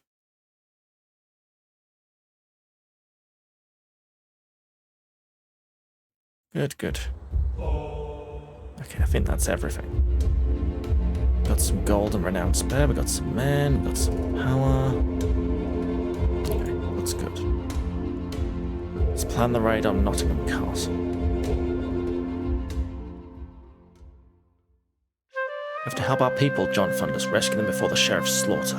To what end? The sheriff will just round up another group of villagers and another until he's made his point. And if he wants anyone left to tax, to count us, besides the nobles and the church won't stand for wanton pillaging of their land.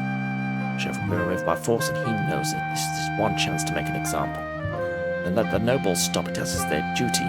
We can get in there, lobby our cause with the assembled powers of the area under the sheriff's nose. Too risky dealing with humans. Amaranth's shape changed into a human, touches on a rough map of the castle. Our babies are somewhere within that castle. Their rescue is not beyond us. Regardless, a small team into the castle once they're inside, well, circumstances may dictate their plans.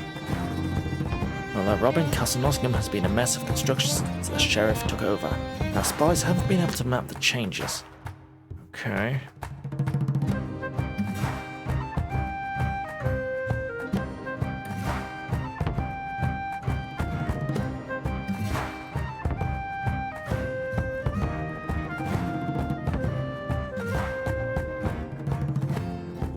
Well, that's a formal invitation. Okay.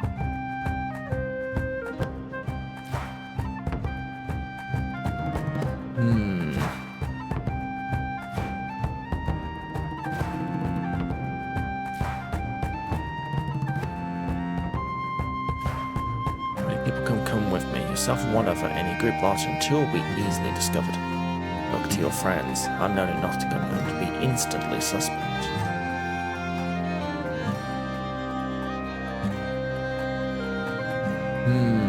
There's going to be a costume where we can manage disguises. And quiet over the wall.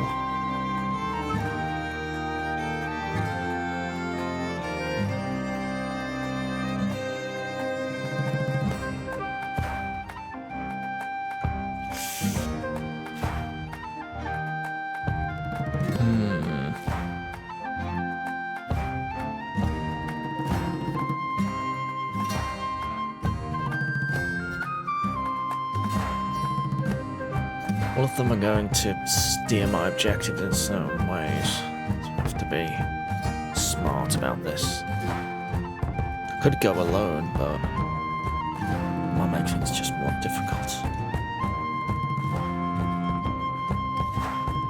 John?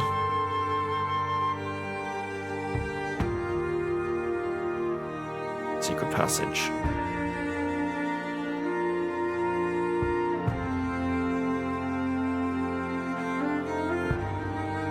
Everyone infiltrate the castle. Here's what we know.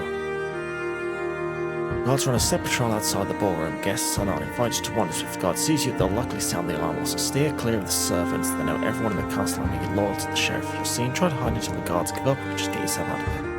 You won't do anyone any good if you're caught and hung the next day. Don't talk to the sheriff. He knows you, Robin, and will recognize you with your voice. Where are the prisoners? In the dungeon.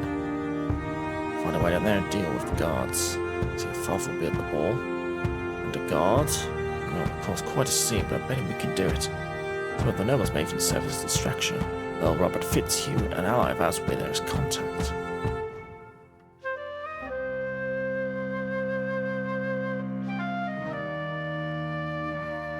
Sheriff's chambers are on the top floor. Okay.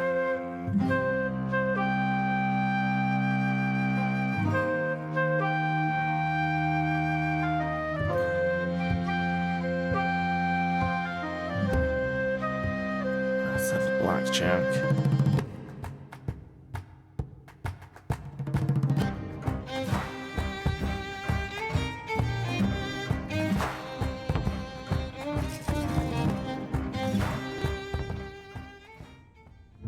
Corridors surrounding the castle ballroom are lightly patrolled, at least initially. As your stealth drops, the guards become more suspicious and more of them patrol the halls. Stealth drops for every step you take, and as a result of certain actions, if you hide quietly or take for actions to allay suspicion as to your presence, the lazy guards are due to return to the dining hall to feast and drink.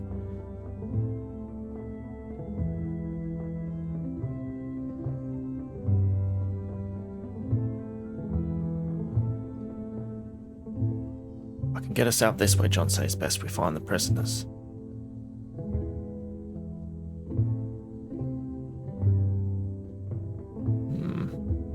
Let's go north.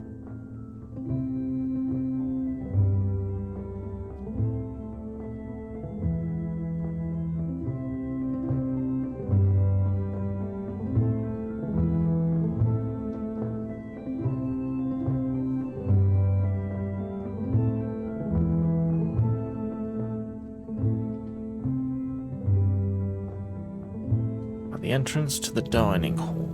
Offer a wide, well-lit passage. South to a hall with painted ceiling beams.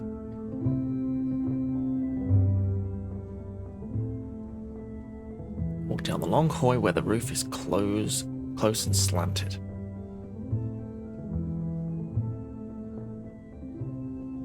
Metal banded doorway.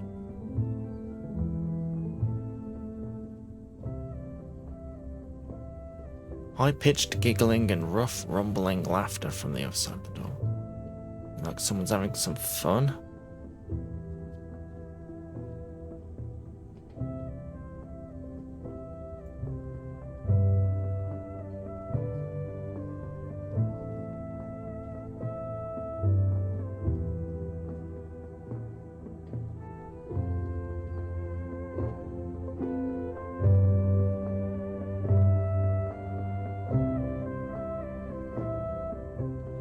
Several chairs, a small table, and a fireplace give this room a cozy feeling. A half-full glass of red with liquid sits on the table. The 3 exits. One leads to the hall, the second to a bedroom, the third to a glassed-in balcony.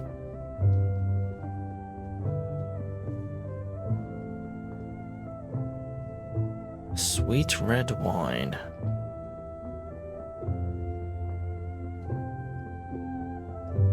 Okay.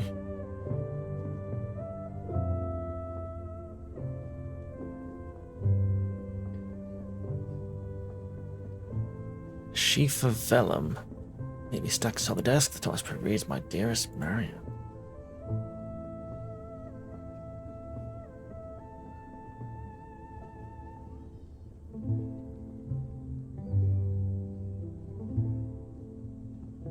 The eagle costume will hide my face. The sheep costume might work, at least for laughs. The plain white mask comes with a robe where I can hide.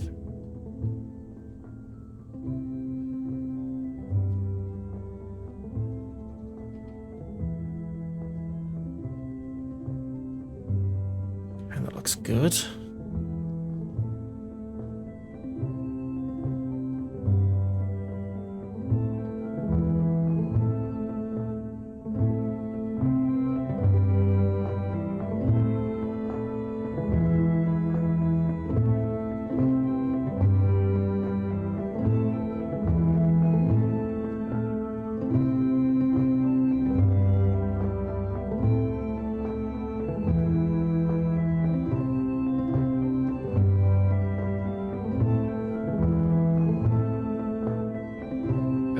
through this stout door.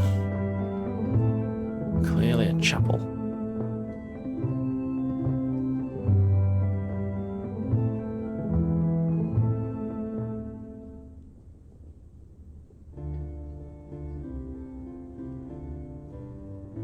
I kneel by the altar in prayer, take the chalice.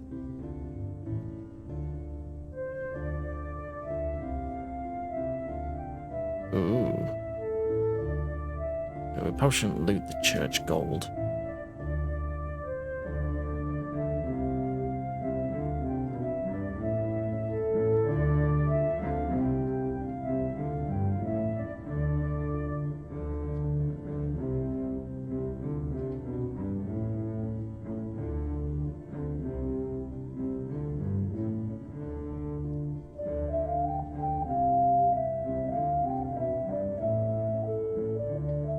Let's cover the floor.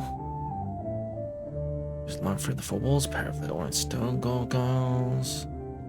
The gargoyles don't look right. There are two exits to the room. One doorway turns to the hall. The other leads to a spiral staircase going up.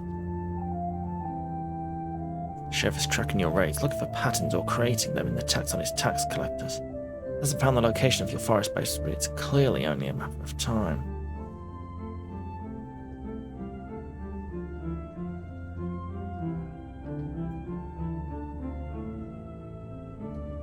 Ooh.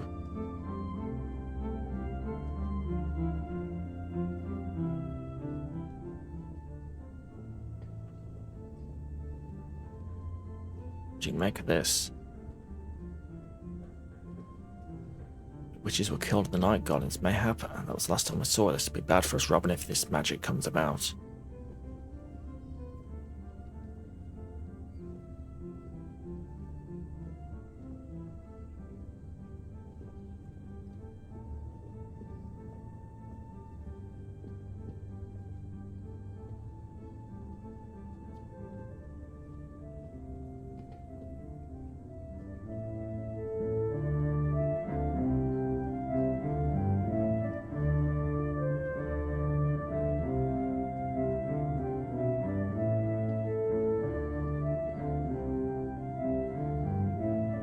Ooh, loot the library treasure.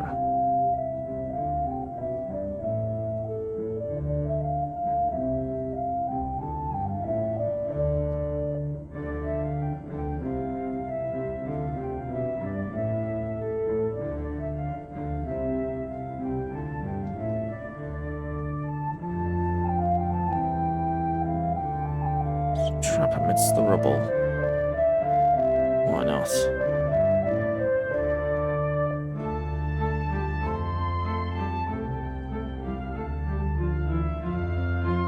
Let's go south.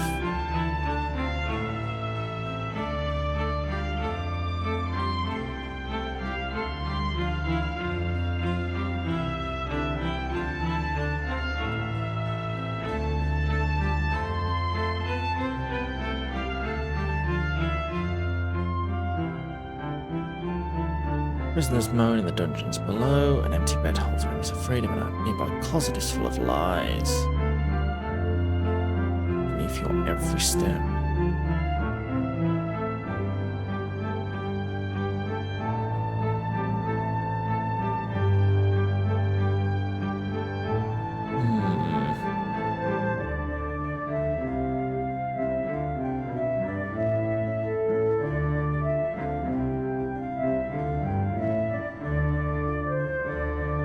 Let's leave the statues for now.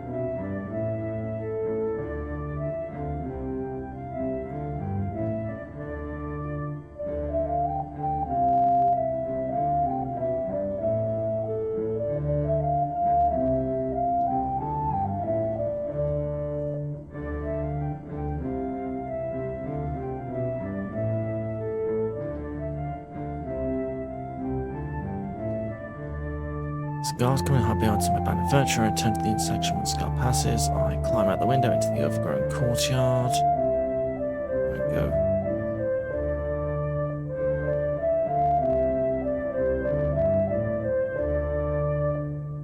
Here lies Merlin, royal wizard to the court of King Arthur. Well, I'll be, to invoke Greybeard himself. map of Sherwood Forest. Milk for next map describes the location of the deep wood you are sure you have never explored. Ooh.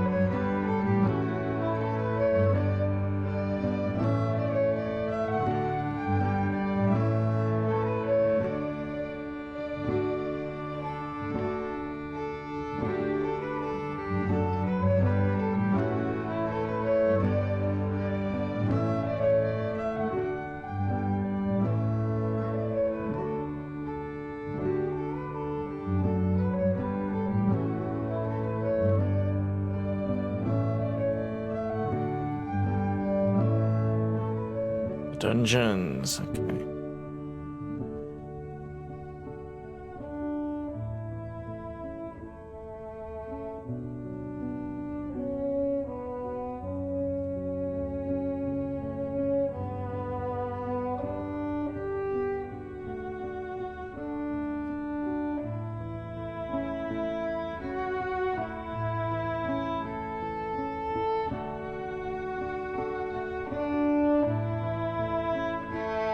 Shadows of the ballroom arcade have the perfect view of the costumed menagerie, dancing and chatting the night away.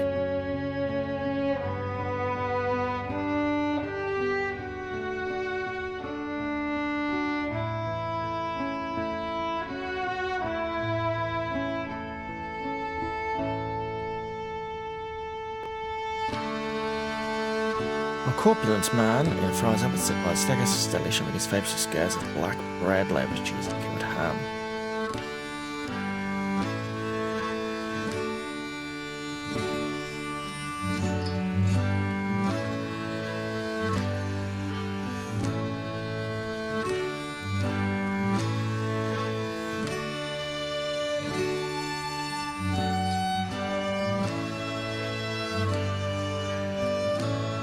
Been introduced.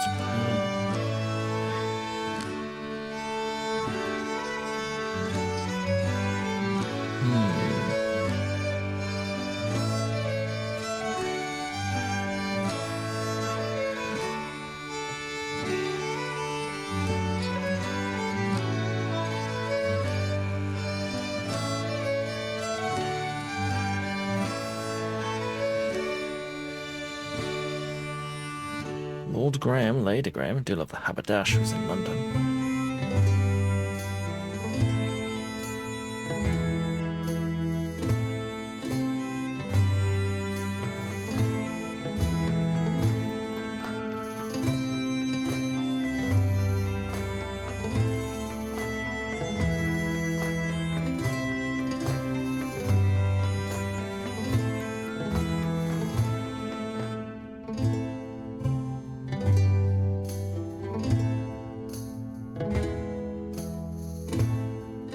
Lady Madrigal.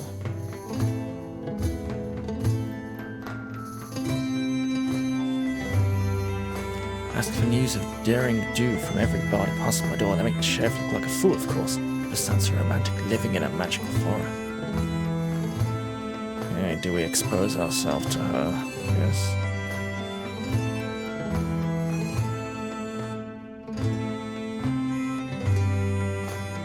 Help me rescue Lord Woodbridge? How dashing. As if you directly, of course, but distract the guards at a convenient moment.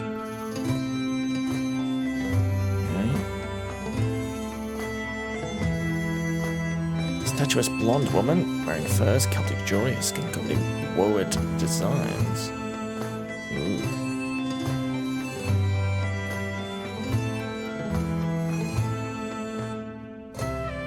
Something to say to me.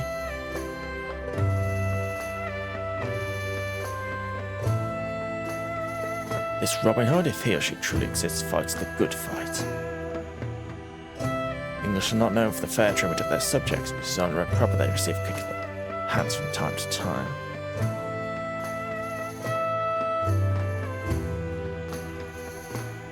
Brings you to the lion's den.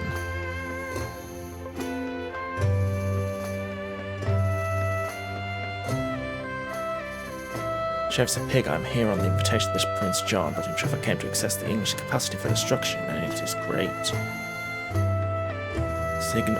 Signal when the moment comes for a distraction.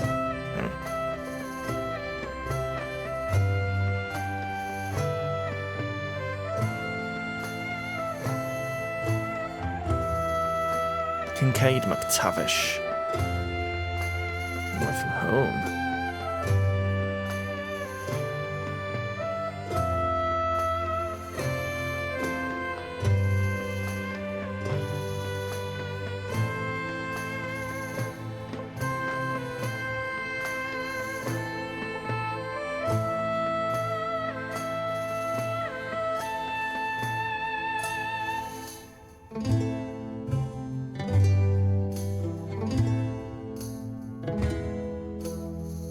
Get past Ramsmead or the Bishop to see him.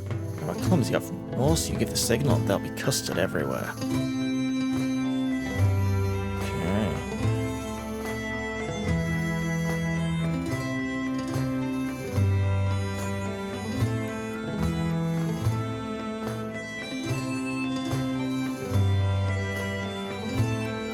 Duke Northrop. Seen any wenches around? The Dragon's Head snarls haven't eaten all day.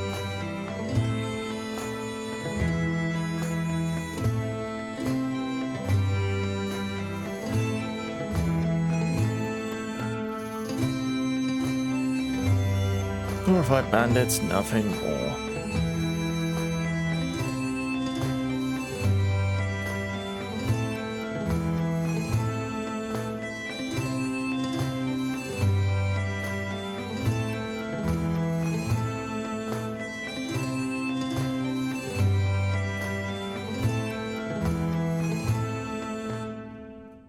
Bishop Bartholomew. Any for the poor? Oh yes, of course. Very funny. As Richard is God's appointed representative of Earth to rule England, Prince John is appointed regent and the sheriff is appointed deputy, while then this Robin Hood blasphemes against the very Lord of the High Heavens himself. He's in league with the devil.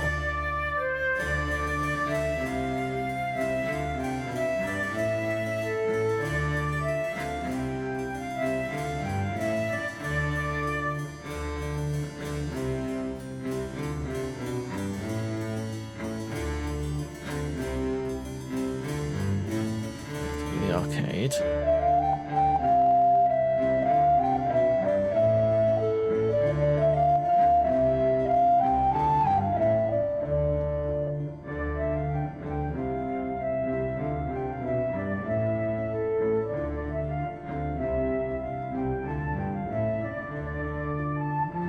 Let's take the dragon eggs.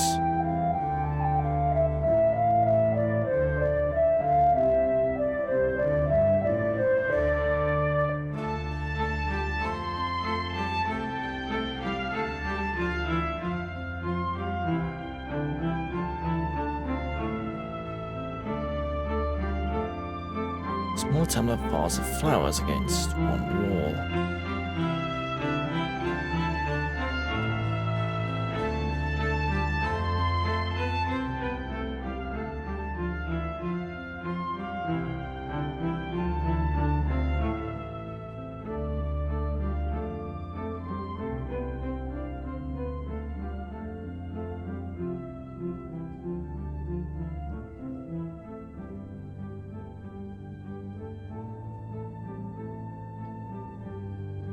Flames burn in evenly spaced constant light. That's a steady light. This can extinguish a single flame.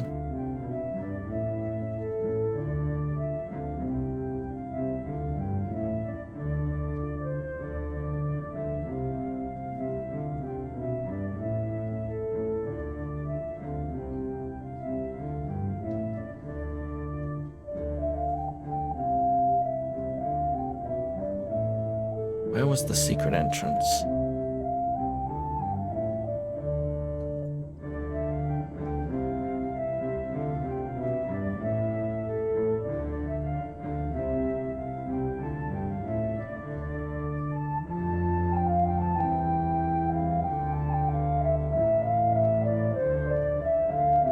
Okay, so we can leave via the gargoyle. Okay, that sounds like a good idea.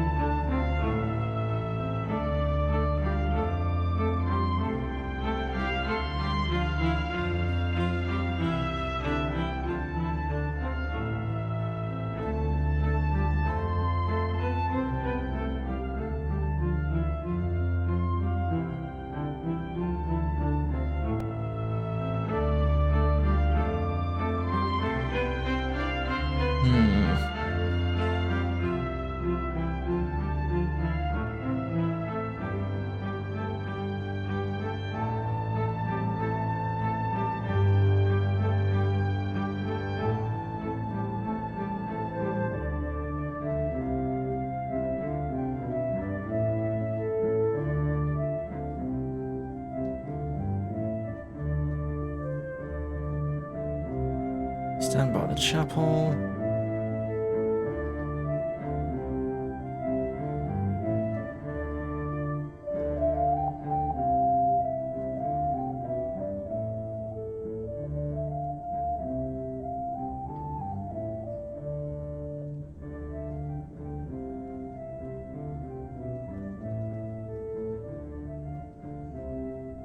Okay, we can't get past that.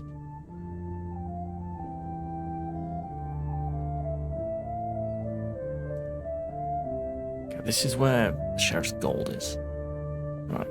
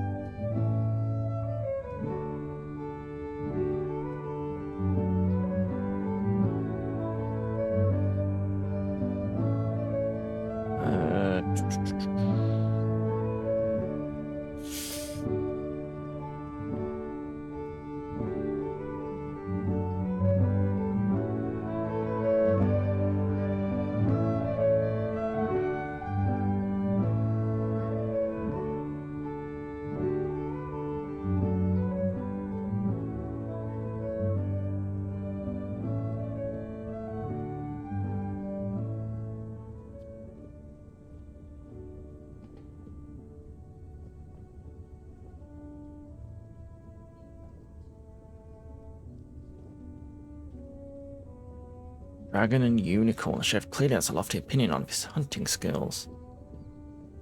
Ooh.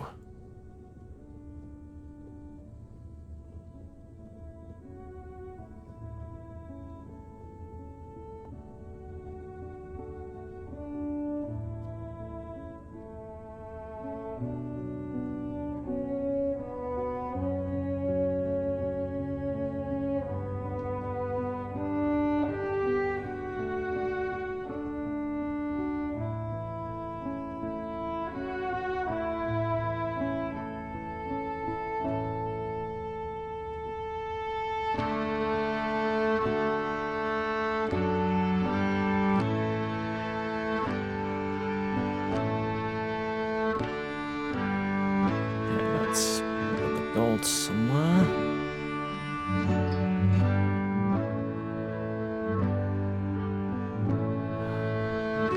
Really have to map this out, I think.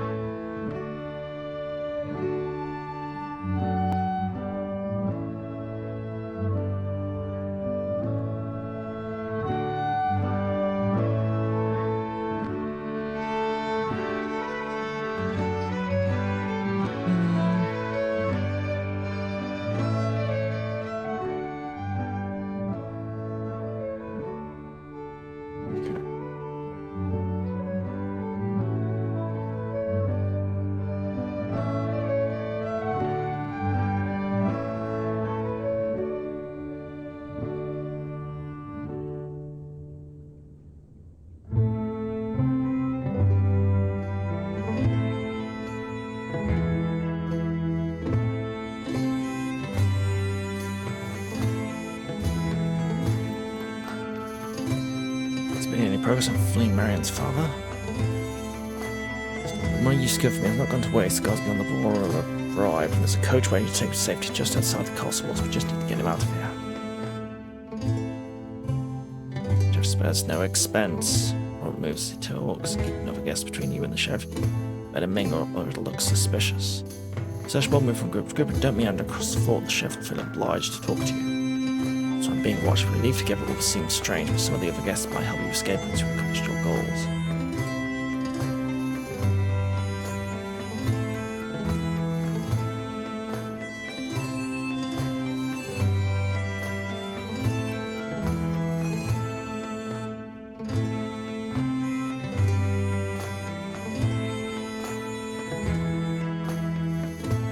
Major goal the vixen, well, challenge the Viking at the win the druid.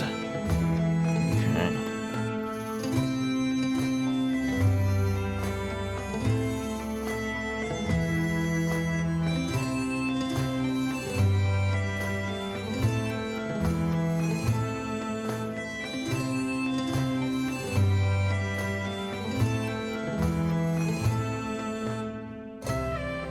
Bishop Bartholomew. Right. Distract the bishop.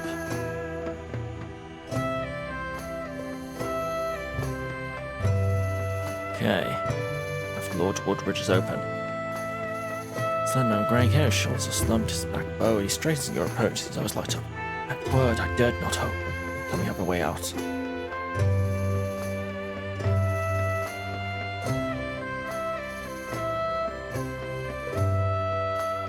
Way out, elsewhere in the castle.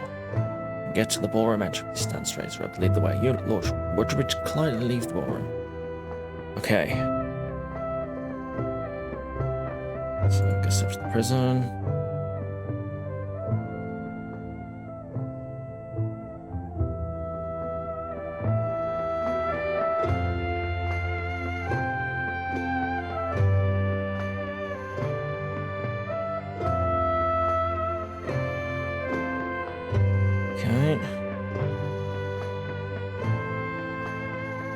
Go north.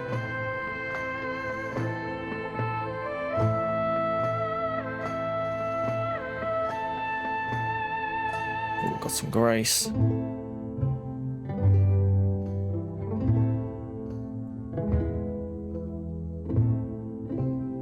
Okay, pick up the dragon eggs.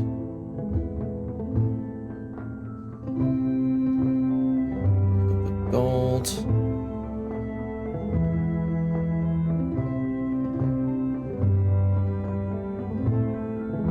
Okay, we've got gold, we've got the dragon eggs, we've got the prisoners, we've got Lord Woodbridge. Good enough. That's pretty good, if I do say so myself. How is Lord Woodbridge? Aaron's father arrived safe and sound. He plans on taking a few days to recover before leaving for the Northern Baronies, gathering support for our cause. But a good thing tonight, Robin. Known Marion's family for a long time, she couldn't be happier. Don't let the sheriff's stolen gold get this into our vaults. So that whole mess of gold from under the sheriff's nose? I'll throw him into a froth, no doubt. Dragon will be mighty pleased to get her hands on whatever shiny stuff you don't spend. Recover the dragon eggs. The sheriff planning on a magical omelette? Should to speculate on his dark designs. It's good that they're out of his hands. I agree. But more men, more renown. Much the miller's son at your service. A ragged prisoner steps forward. Much the miller's son, our old friend. Suppose during my time I'm dabbing with the bow and thinking I'll be your assistance. I'm in the Great Hall, yeah? Okay. Sheriff takes advantage of your public interference to request additional funds and troops from the crown. Your operations suffer. Well, I can deal with that. Aaron's reports have piled up and I forgot to put in the room. Known, the Ash of the Forest.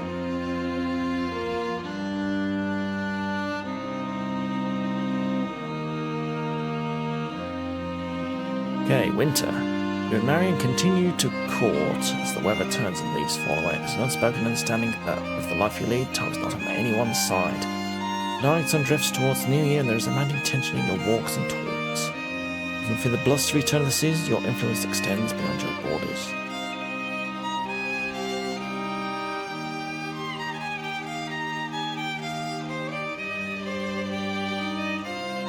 Right, let's get some favorability with the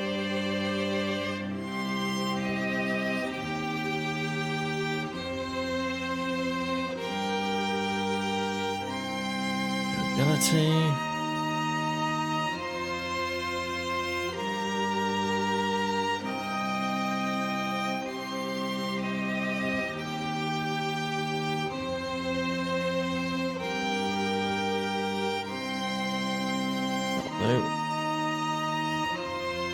Crops die on the vine and contracts are cancelled. Ever a single wrong turn away from disaster. The peasants head into winter with little hope and less money. Few people are interested in travelling to Sherwood. You risk losing recruits to general despair. By your vigilance, you capture a copycat bandit, Robin the Hood and his band of hairy men. The highwaymen retreat to your cities and willing to be the next group to fall to your arrows.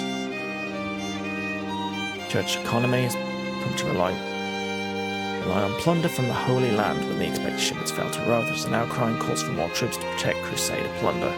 Consequently, roads are more heavily guarded and raids become more difficult.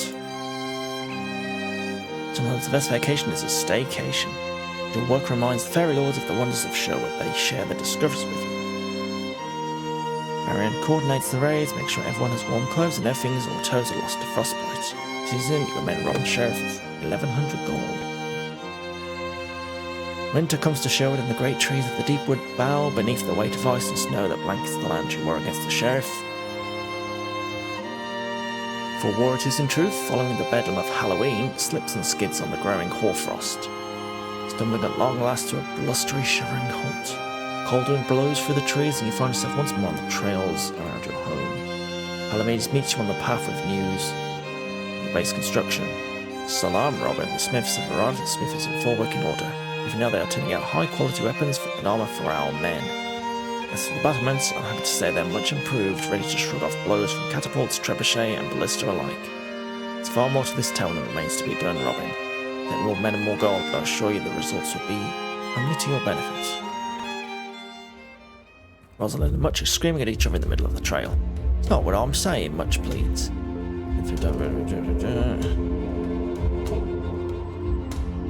Standard bucket catch sighting well outside of that. Seeing you, Master Robin.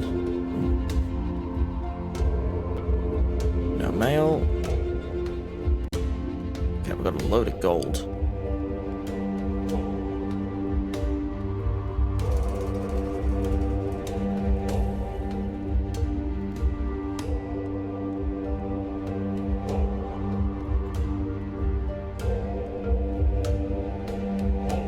Emissaries to the fairy court.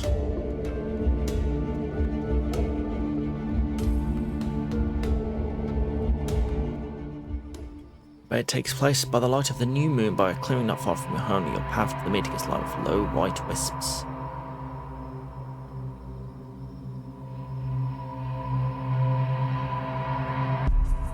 A mute. This will all shared the grating sound of its voice. Pay no attention to Lady Nightshade, the moon-faced fairy bat's return. I am Peas Blossom, attendant to the Queen, and this is Glorfilius. King's champion, Glorfilius inclines his head. The matter at hand, note the stump. Ancient, venerable, favoured purge from many a fairy lord, recently has become overgrown by this vine. We are gathered to determine the fate of this vine. Vine is gorgeous. Vine is rampant.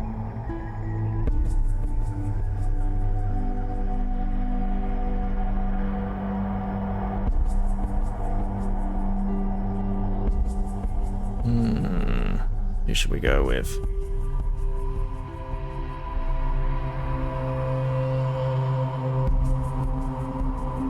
Glorfilius. Less political influence, but got more power, more tactical.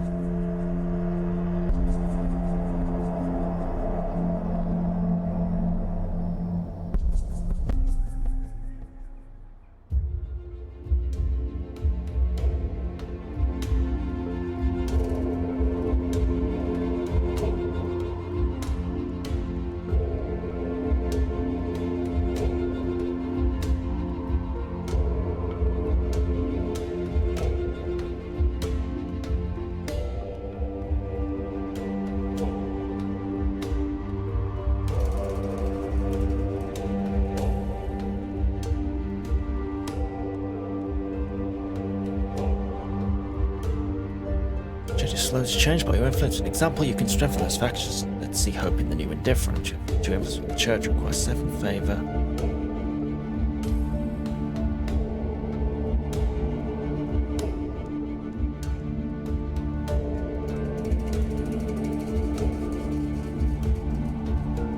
Sure, let's do that.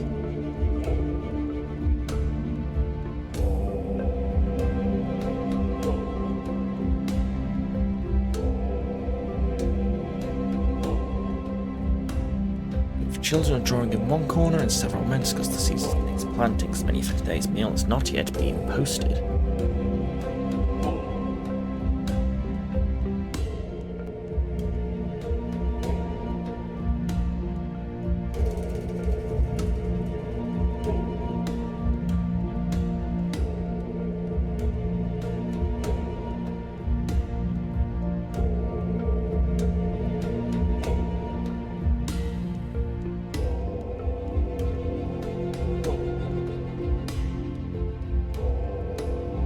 Much sits at a corner table rolling dice. Robin, care to make a little wager?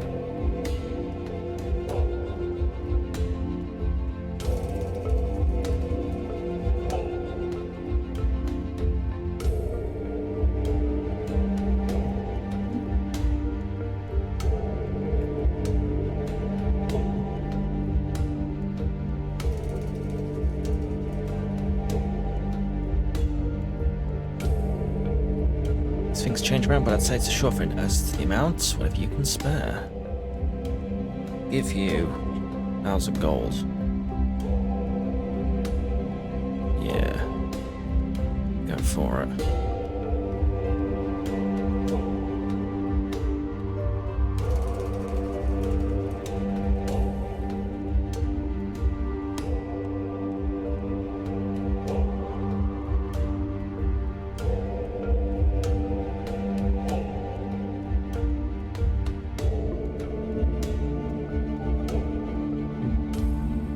Get 10 men.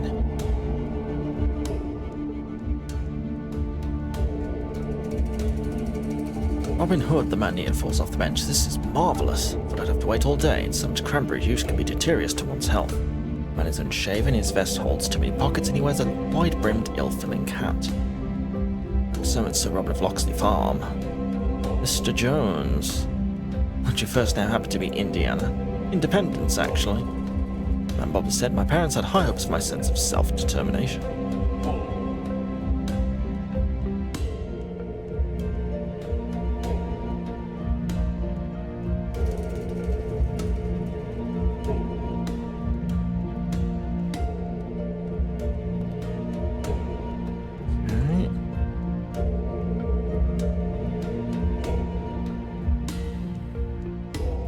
Robin, one of your men, a member of the gardening crew, held you at the edge of the forest. His clothes had been cut to shreds and his skin bears piles of bloody scratches. There was a briar witch living nearby. We tried to raise him, but she would have none of it, so we drove her off. Anyways, the Brahmin won't be back.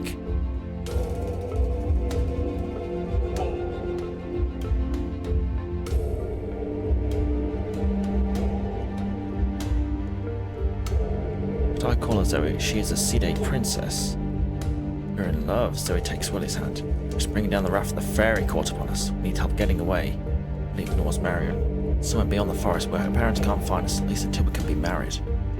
Either be a coup or a disaster for our relations with the fairy folk. In either case, fairy marriage is a binding pact. If they get free of this, it cannot be undone.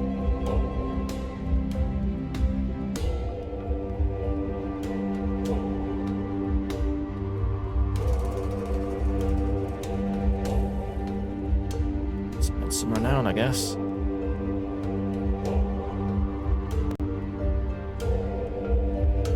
Mixed caravan of political prisoners and convicted bandits that across Sherwood's beloved board. If you can free the prisoners, you gain leverage. Many of the factions who dislike the crown and maybe a few new recruits.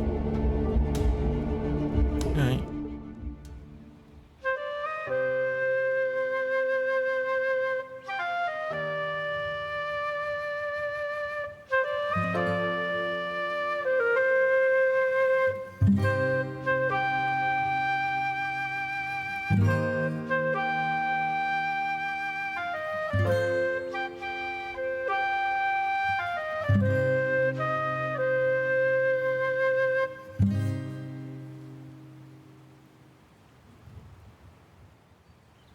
Stop the prisoner choking the blacksmith. Take the lead. Ooh. Okay, let's use our grace.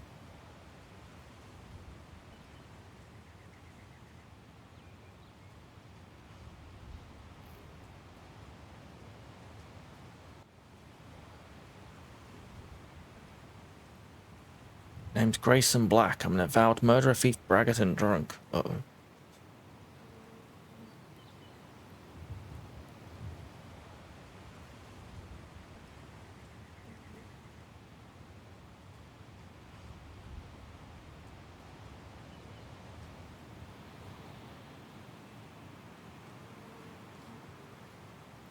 I don't know if he's the kind of person we want.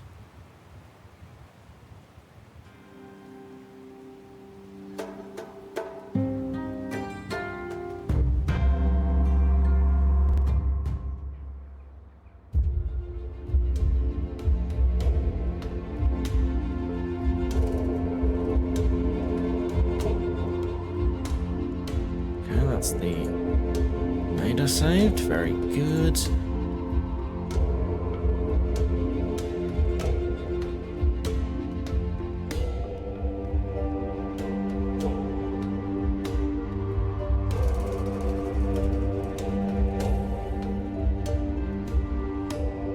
$5,000 gold.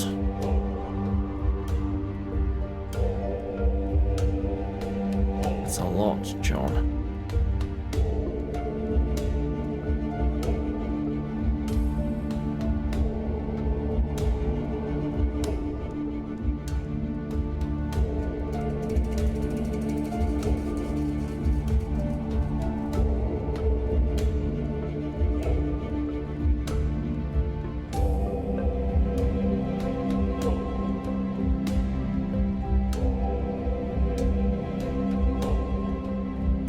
Mortimer.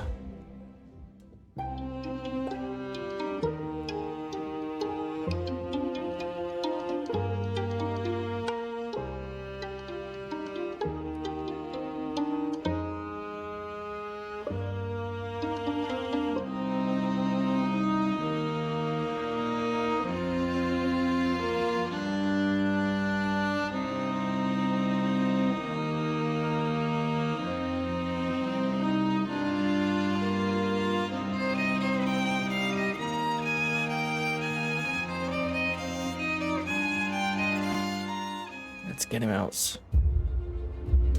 Let's go to the architect's studio.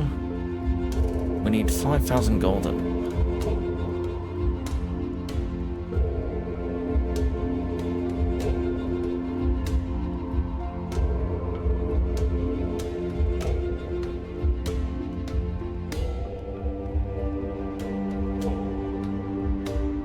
Need more men.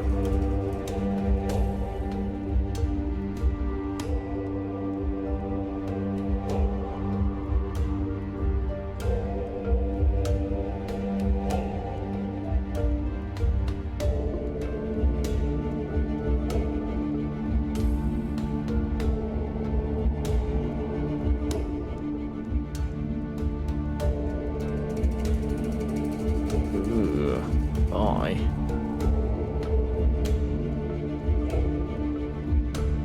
Alright, let's go for it. Ring the ear in comfort slumber, kiss the winsome maid foretold, swells the foregone fruit of lovers, stalk the wolf from caverns old. Hero from horizons far, lost to stone these stars. Found the walls of a burrow of a Stonehenge would leave the tomb belonged to a Celtic queen or warlock, but ancillary evidence suggests the run refers to the various standing stones located in the area of Sherwood Forest.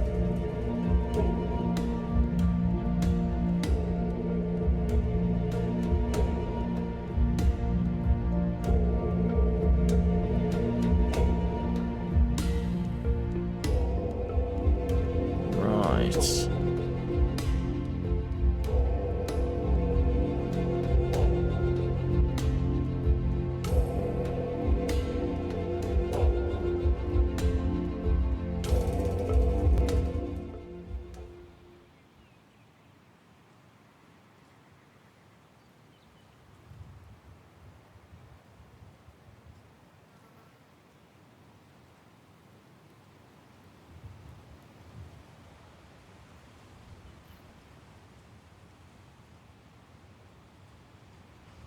Arrow lights with pale flame. The long ship rises into the sky at square, some catching on invisible wind.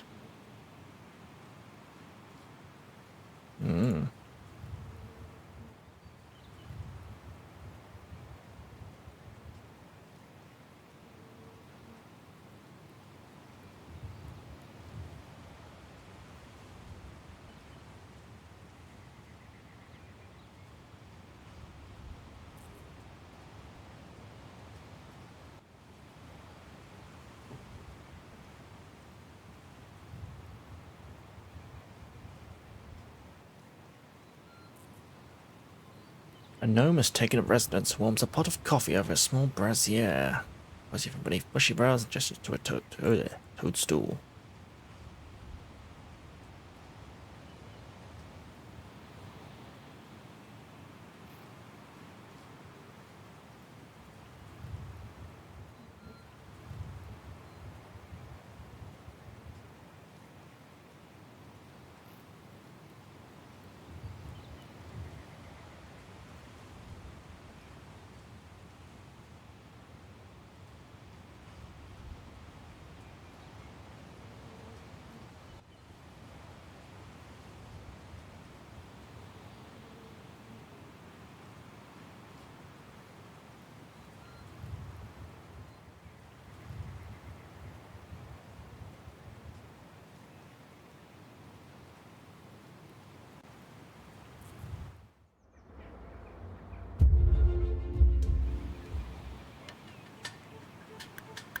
So thick and fresh throughout the forest, and while you spot plenty of wild game and traces of the woods over inhabitants, your opportunities for them to look slender. Finally, your scouts return with reports of a promising set of tracks. On one of the old crossroads of music, one of them swears he heard distant music.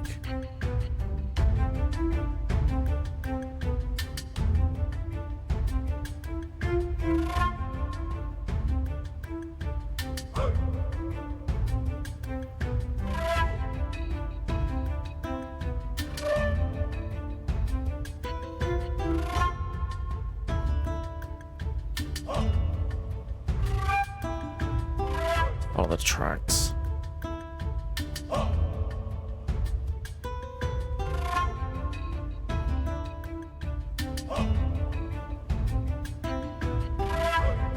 Golden eggs.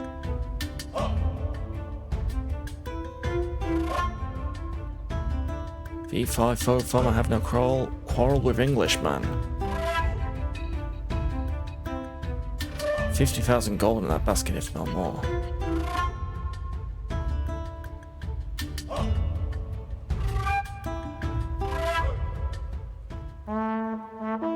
Ooh, lots of renown.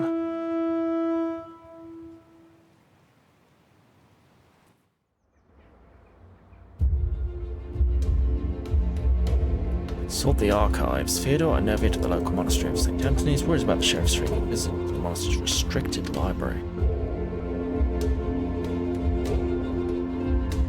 Or any works you might find interesting. Oh.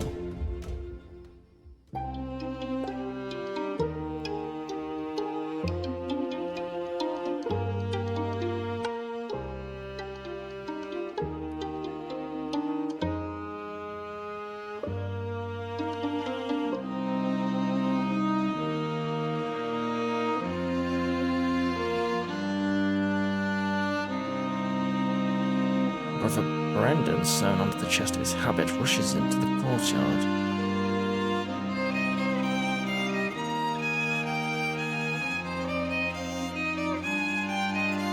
Ah, good.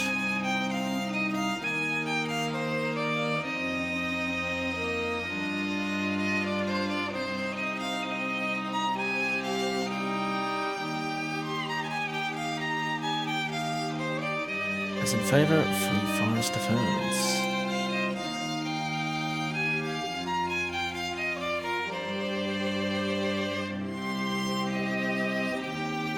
Okay. That's a good one.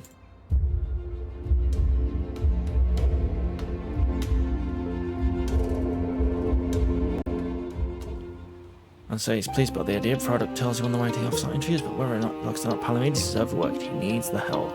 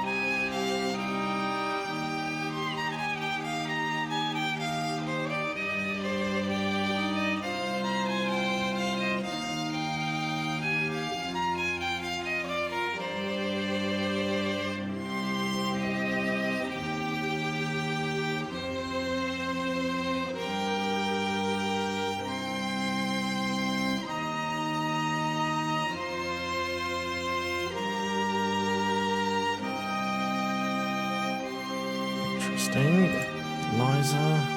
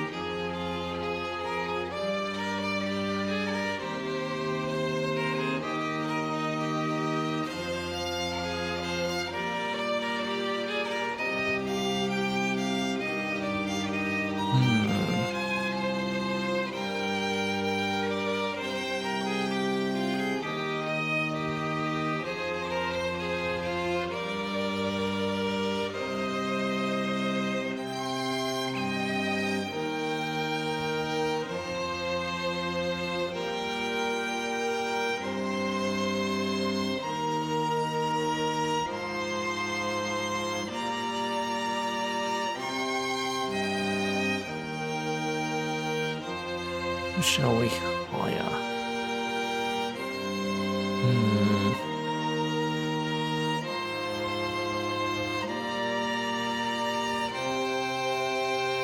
Nobility, peasants.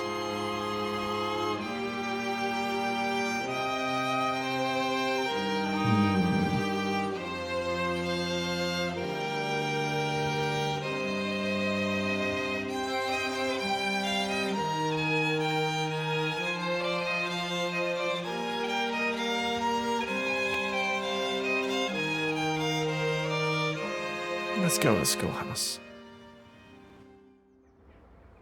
Let's go with that.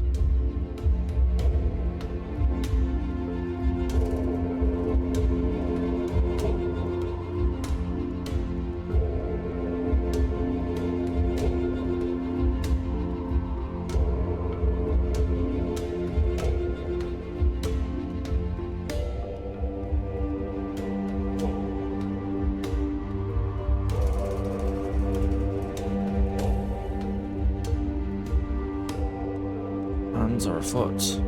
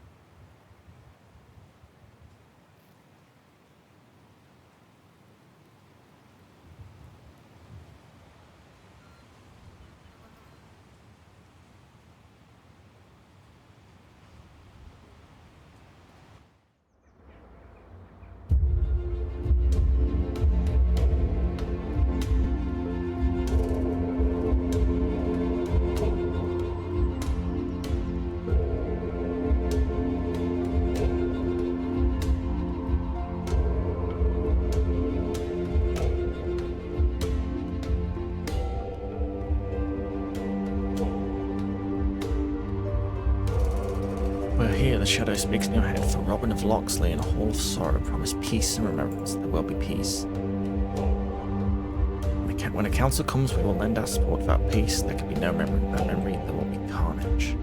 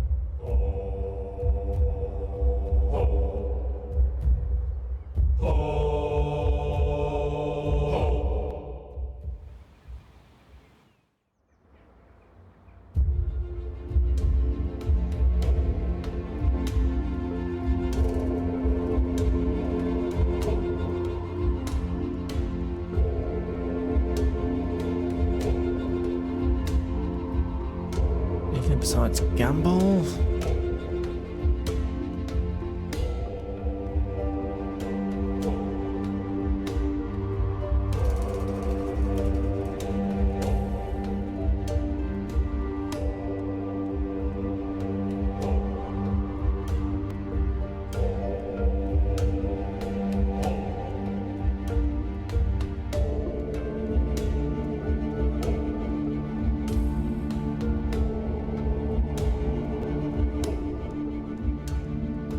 Okay, Mr. Jones.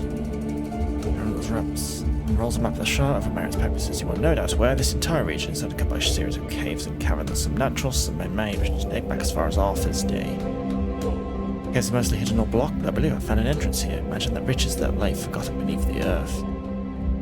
The only problem is the monsters that have made these cave systems home. Yes, but that's where you come in. I need money, men or money to add for the expedition. He quickly outlines his requirements. Well, I've got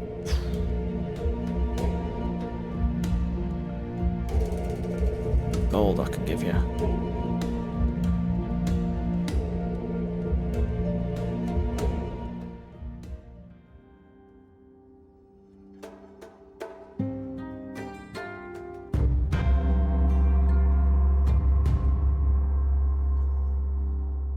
Jones seems to think Excalibur is down in another cave system further down. The last anyone saw of him, he vanished into the depths.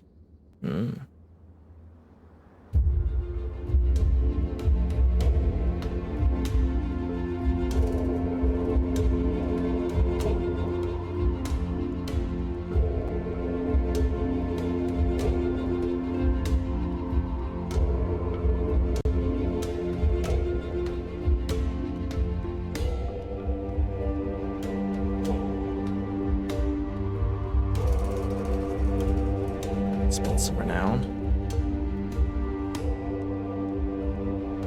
There we go.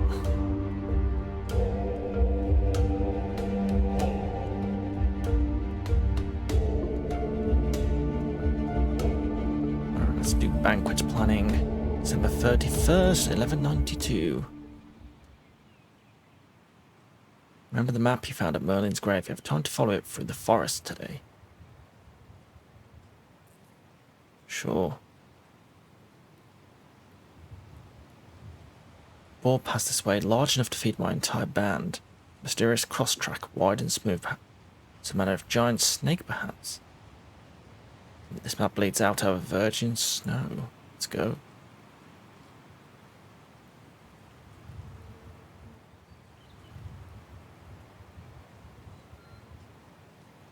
The windows are dark, no smoke comes from the chimney, and a drift of snow has pushed open the door slightly. That laughter you hear on the wind, or just the chimes, you're not certain. Split rail fence marks what might have been a vegetable garden in warmer months. There's a sturdy stone well around the side.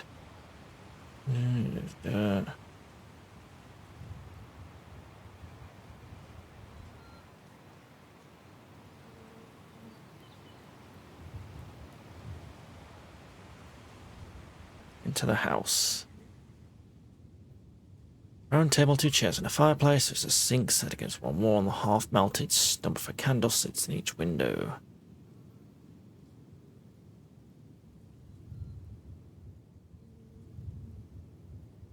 The table is set for 2 and the fire is laid in the hearth. I don't like the fire. You like the fire? Good. An alto voice. Like smooth velvet startles you awake. Are you coming into a cold house and the fire light hides all the places I haven't cleaned? A woman stands in the doorway, shaking snuff from her red cloak.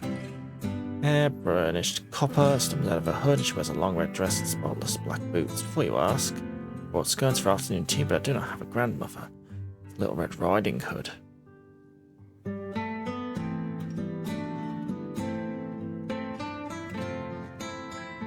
I suppose it's only fair. The answer is far from simple.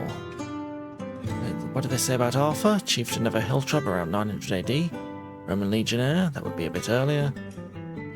Still, few remember who was king 50 years ago, yet Arthur, with no record of accomplishments, no monuments to his name, in his fable Camelot vanished to the mists, is known to all. He's legend, yet that does not mean he failed to exist. He ranks with Odysseus and Jason. Troy exists, Arthur also to us the wooden horse, the heroes of the age. Merlin.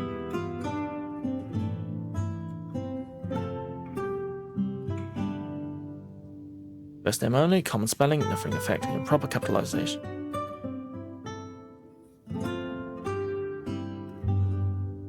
Imagine the fabulous wealth you might have won had you guessed correctly. I did promise reward, didn't I? Oh, Morgan Le Fay. Didn't miss out. She grins all false cheer.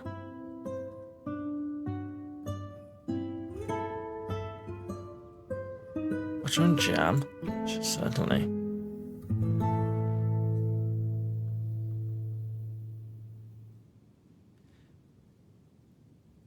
Morgana's hair gleams in the light, her dress the colour of fresh blood. She leans over the table. Our stories do not meet, they do not even cross paths, yet here we are. What is this place? That question?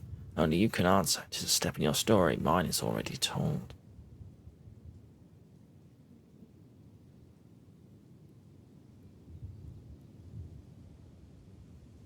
The Grey Witch's cabin?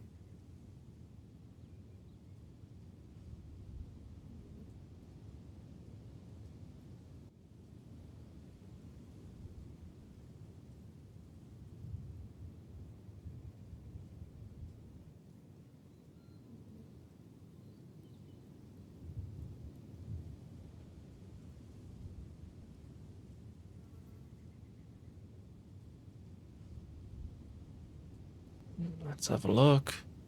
Small bedroom whose walls are curtains, sheets, pillows are a riot of colour. Every and all. She moves on the night sand. Down in yon forest. You will not find this place again. Scary.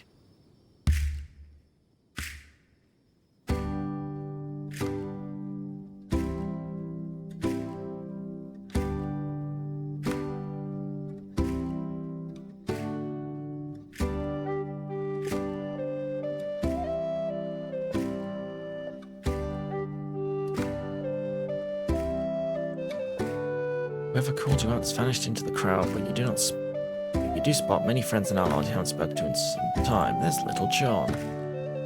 And Sir Bedivere. Taxes are due come spring and the sheriff's coffers are nearly empty.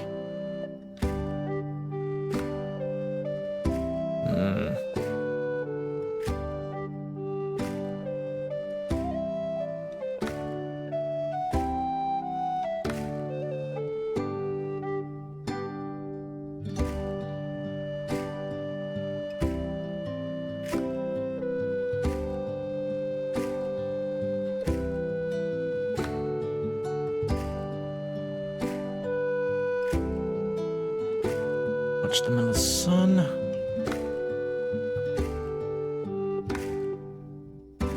I'm a long way from being just a miller's son.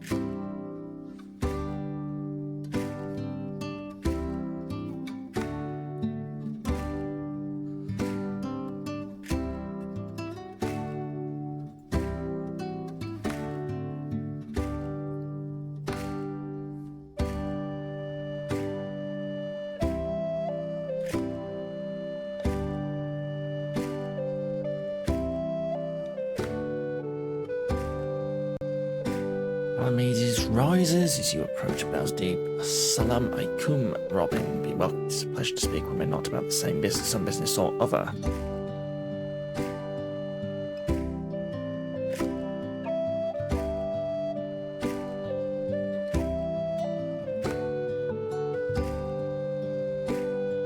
Amaranth has its right, shoulders back, posture perfect, picking at her food with excessively long nails.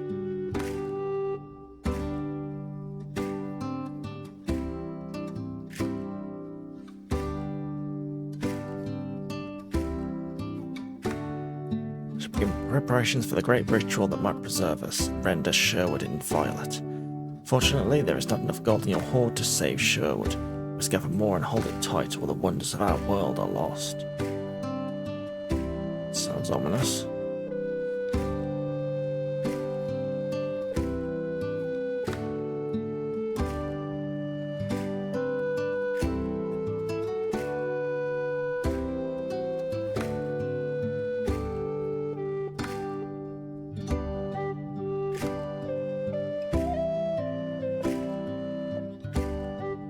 We can free her from her curse.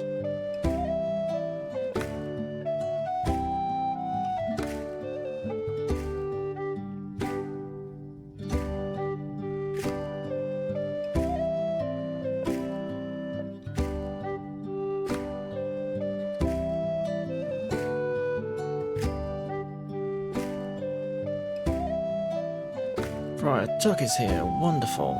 Our old friend.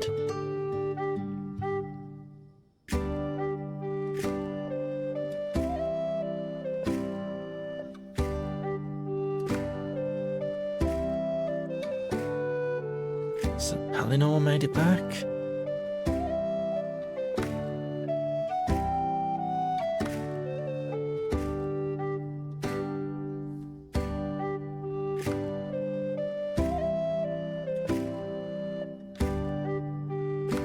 Everyone's here.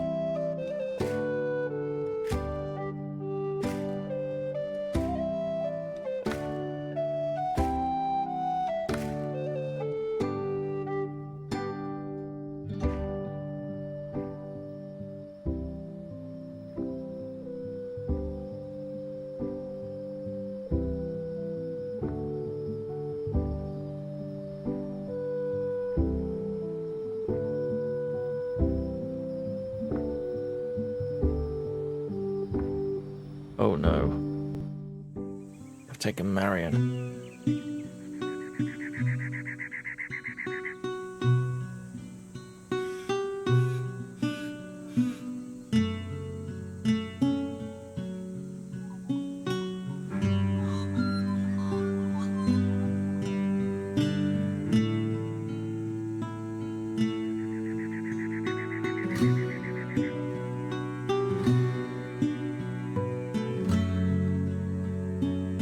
Marion's absence does not keep news of distant events from coming for the wrong because to frost your door. Your actions limit 7 power this season.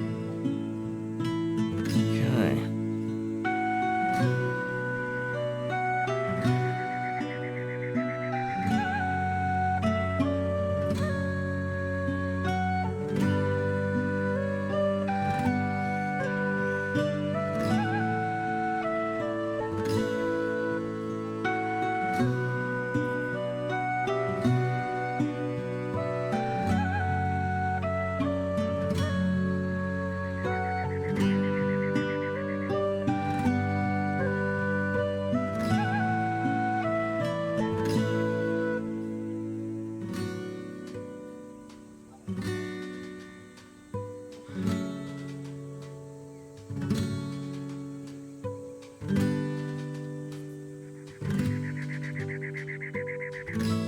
Invitations are off to the winter balls of the nobility.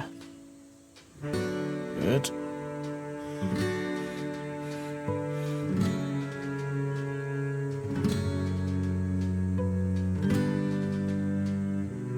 Take normal operations. Marion would insist on it, but you don't have to touch and fail to collect any gold. Really shouldn't have let Marion go.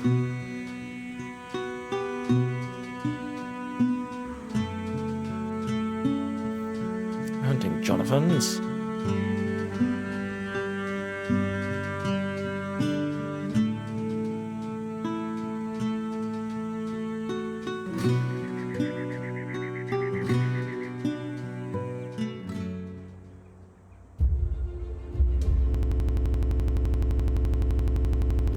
Oh, one error.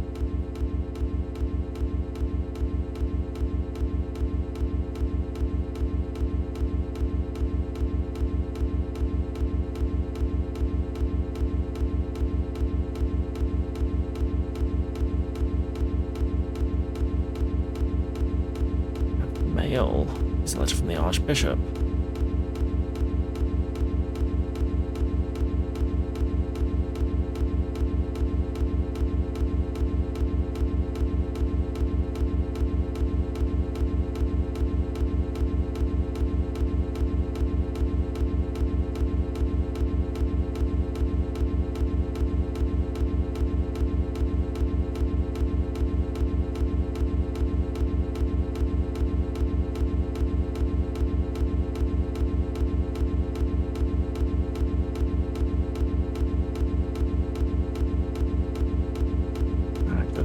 customer.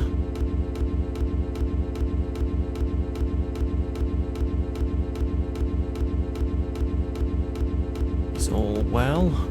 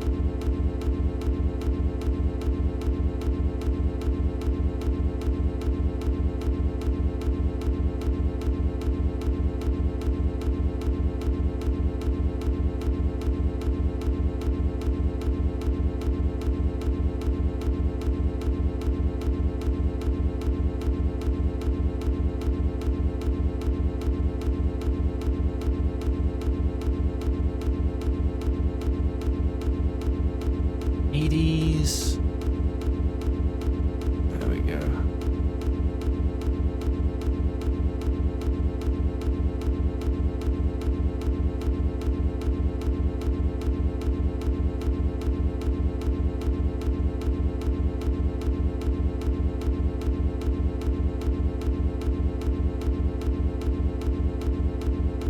Out for a walk on a note pinned to the door. Curious.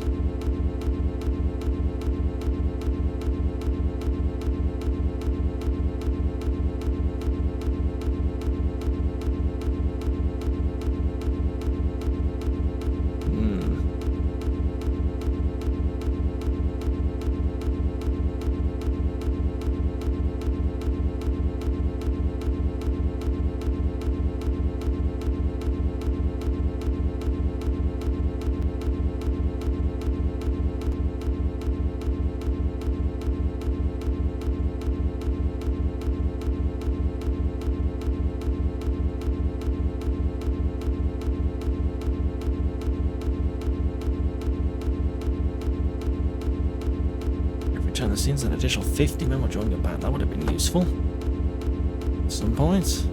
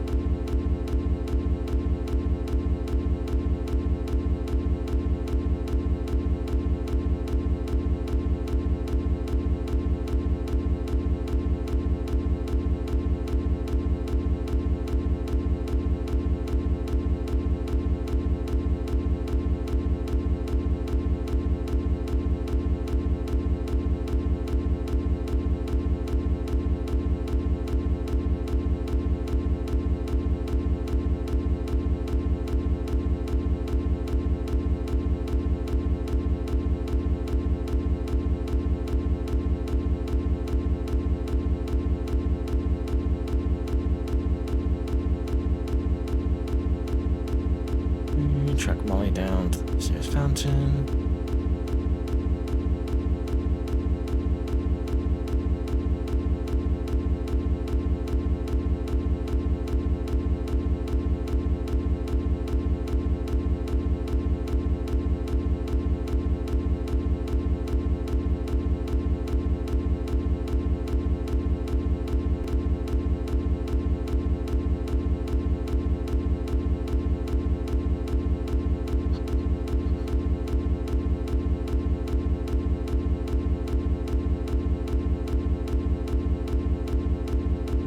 Okay, that's all that.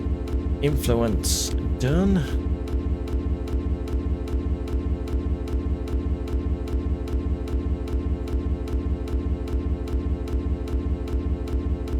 Traffic is larger than Muddy Spring Forest after days of hunting with little to show for it. Come to an area trampled flattened by the tread of many men and horses. Ground is churned to mud, thereby backtracking.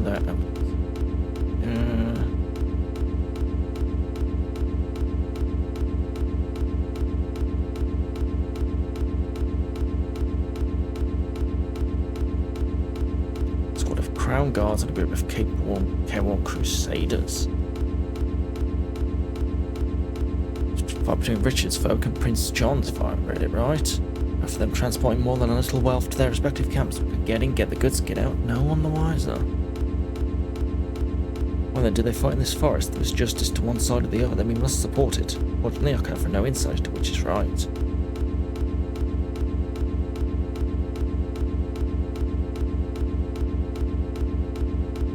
We fight with the Crusaders.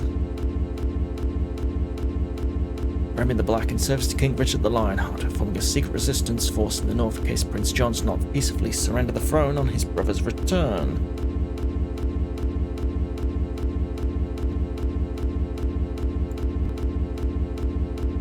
Have mail. You've got a peppermint Boston Ben H.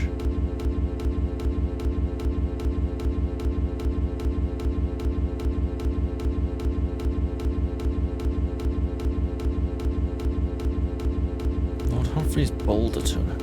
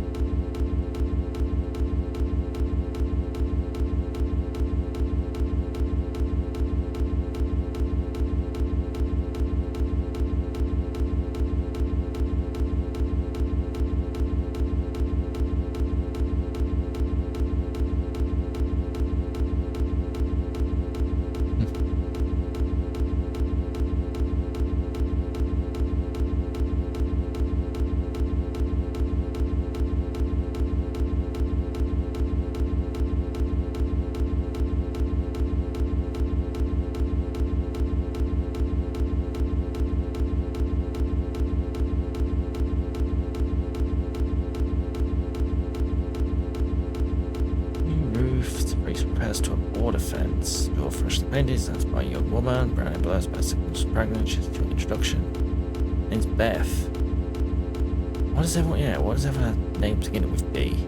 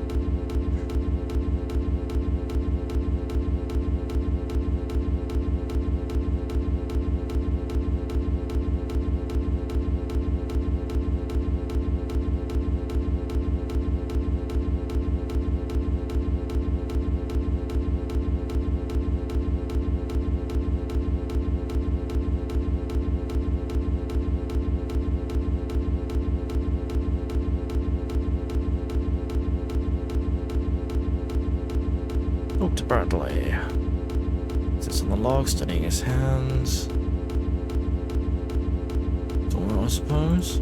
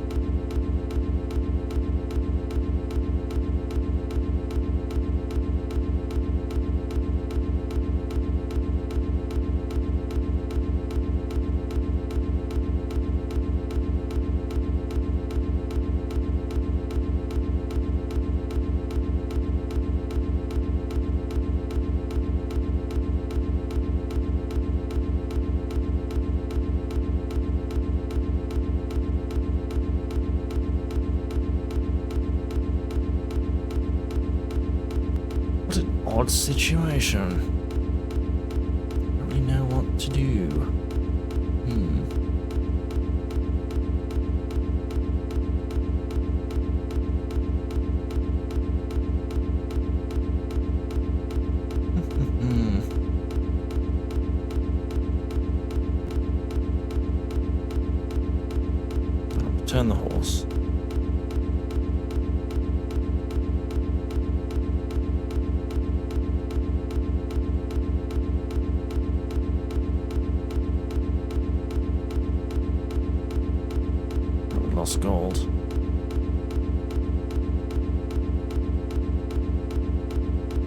stole my gold.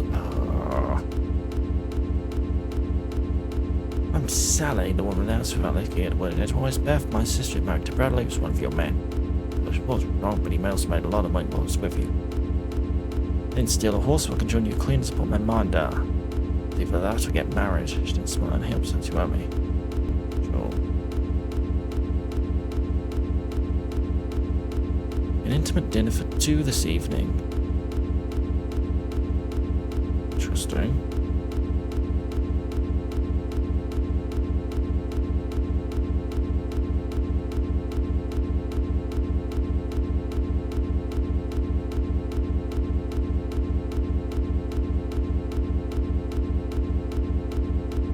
Okay, nothing else than that.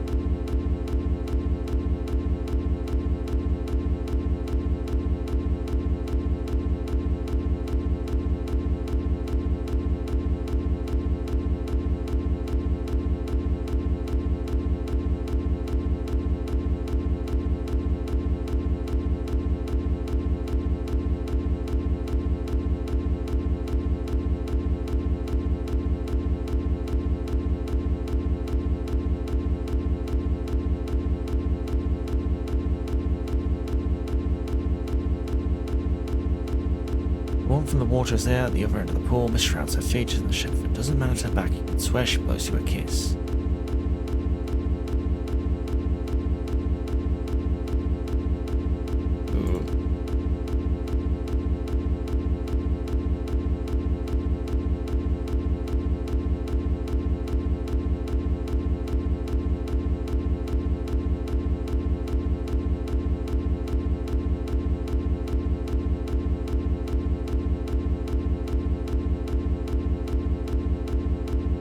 Got no man.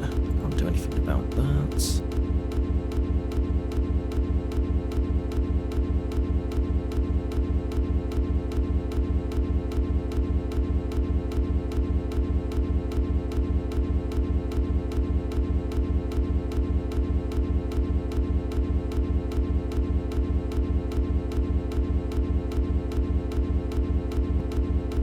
Vincent's gone to the forest border. Watch yourself, Robin. Night Forest. Even this close to home is no one's friend. Hang a lantern here to help you find a way back. Just don't do investigate first. Oh, I don't know.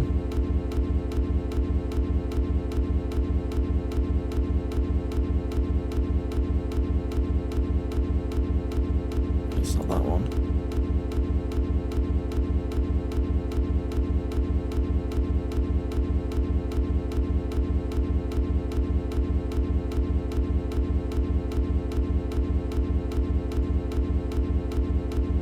So it's the manor.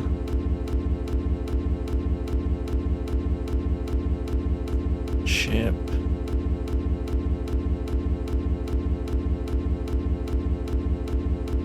Manor, ship, hollow, pond. Manor, ship, hollow, pond, and cliff.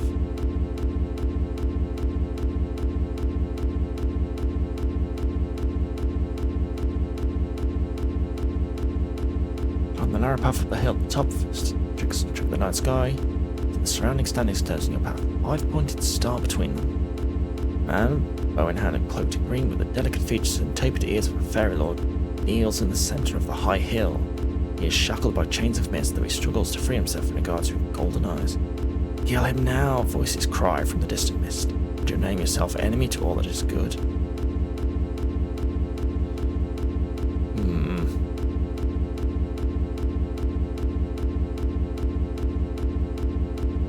Bow in hand and cloaked in green. Sounds like me. But a fairy.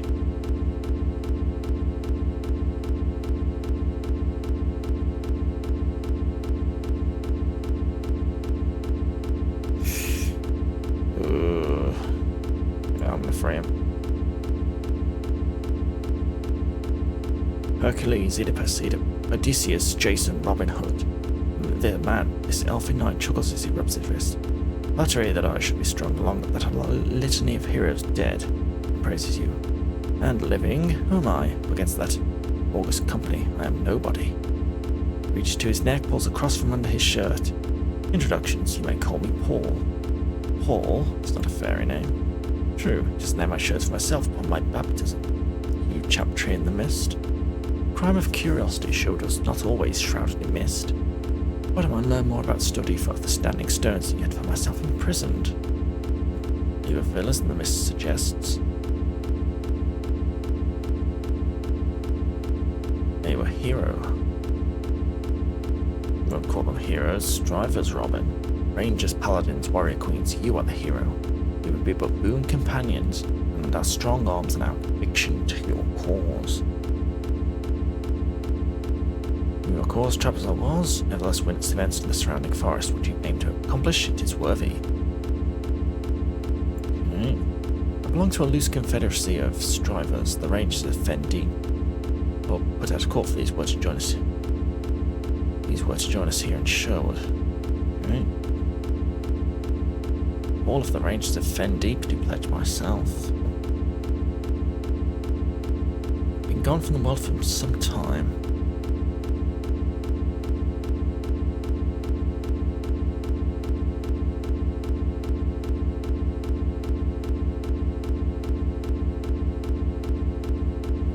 Go pull to your base. There we go. Most sober Robin, I was attacked the other day by our own men. It's clear that I'm dividing your people when. To defeat the sheriff, you require a unity of purpose. And from the morrow, I'll return home to Granada. Okay, let's use our grace.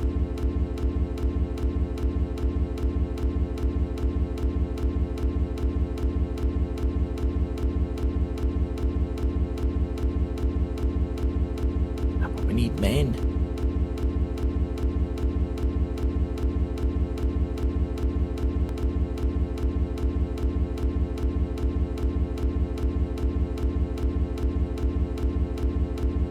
Can't do anything without men.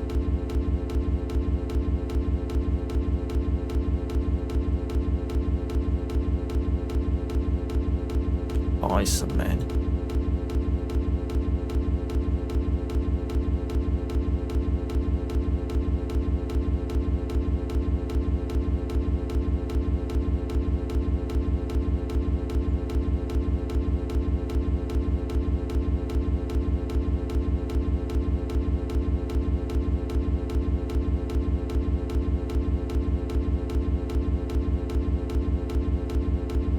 Renown for men.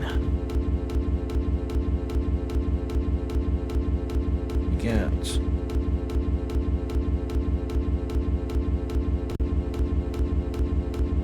oh, that's fine.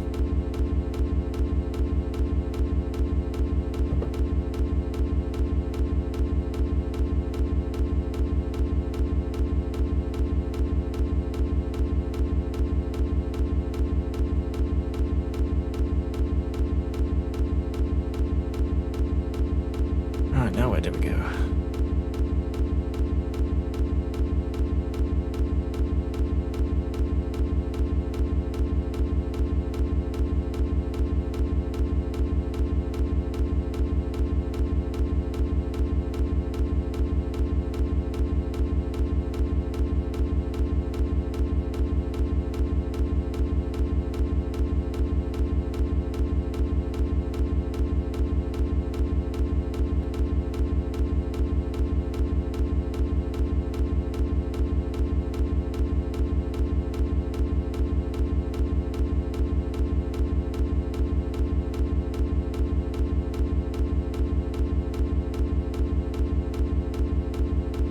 Some of what I show you may think you already know, yet I ask you be patient.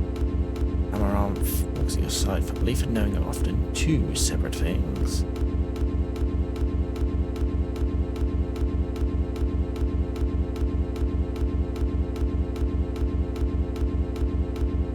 Okay.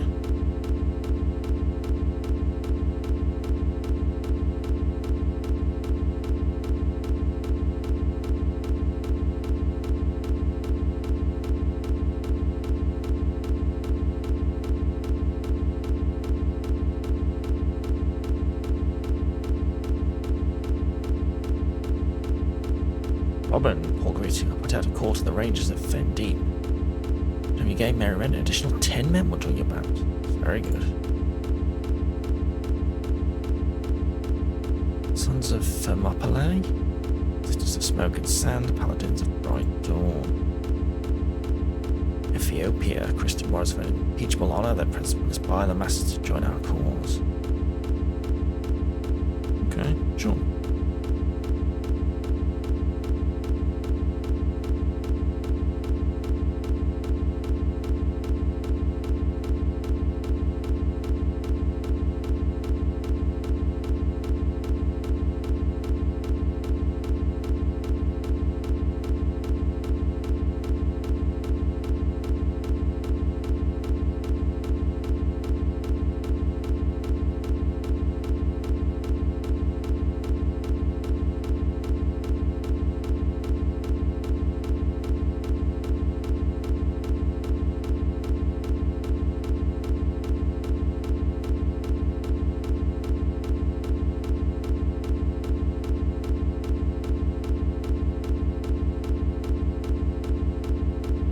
Trees aren't going anywhere. That is what trees do.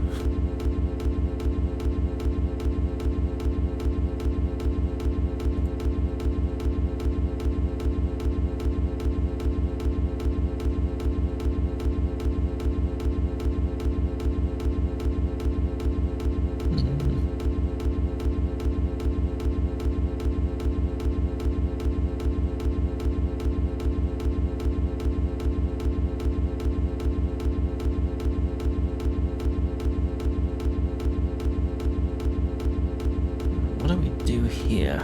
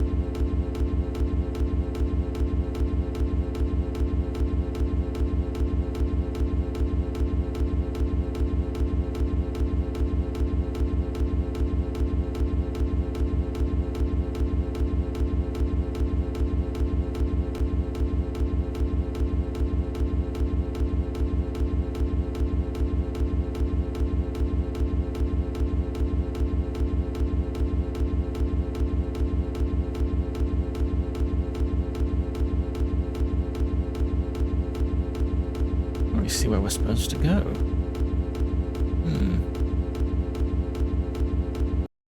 Let's restart. So I did get an error message. Maybe something messed up.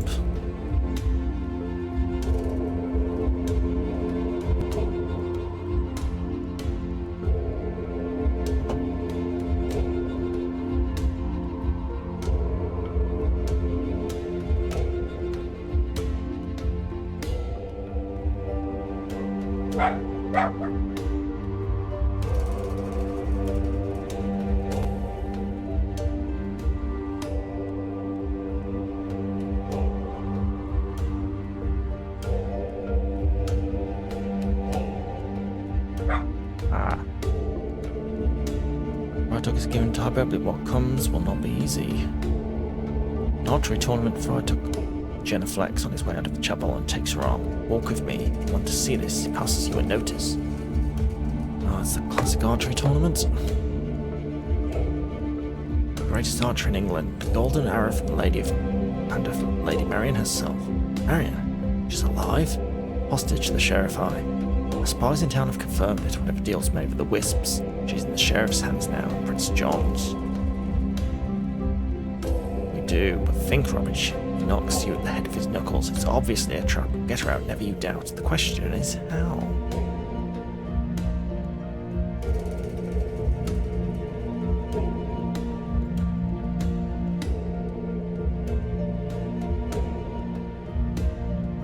Find little John. I don't know if he's full of sensible ideas, but we'll find him.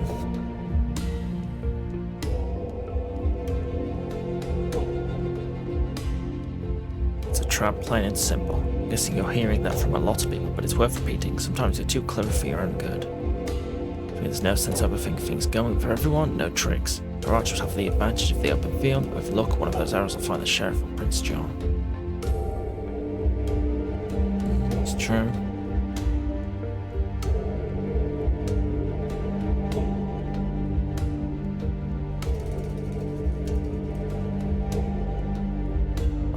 I stare at Will's perfect musculature. I was actually curious if you shaved or plucked your dress.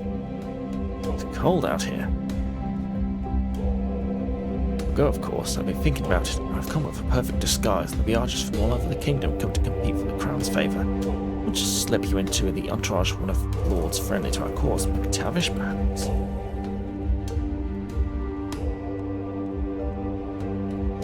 Won't the Sheriff be expecting some kind of disguise? It's true.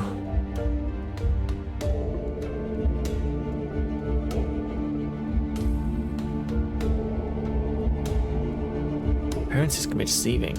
As a swirl with purple stars. Another deer lies dead in the snow.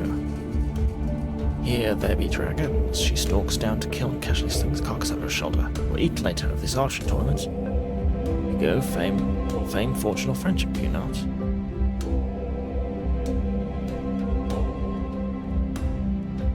I've not forgotten the name already. What human attachment to be short-lived, and yet Amarov purses her lips. They depend on you for a succor, Robin. This is not a supposition, it's simply a statement of fact. No one else possesses the unique combination of skill and determination to be successful. Amarov shifts the deer across the shoulders and continues walking. My advice thus: we fly over the contest, scorch all who oppose us, and pick through the rubble once the flames die down. Simple and effective, little risk to ourselves. Vibrating dooms is a little excessive. We might destroy the very reason for being at the tournament in the first place.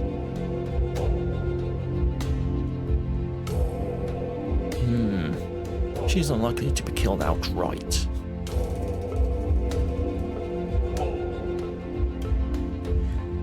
Execute on your own, blend into the crowd, disguise yourself as a peasant, enter the tournament, stage a daring rescue, or sneak in the back.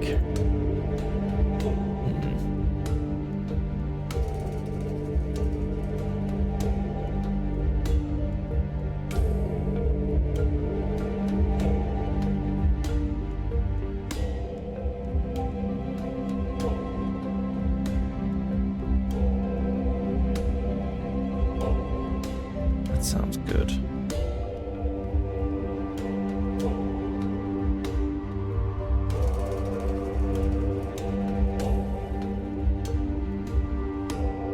Let's do it. The archery tournament takes place at the fairgrounds, an empty field.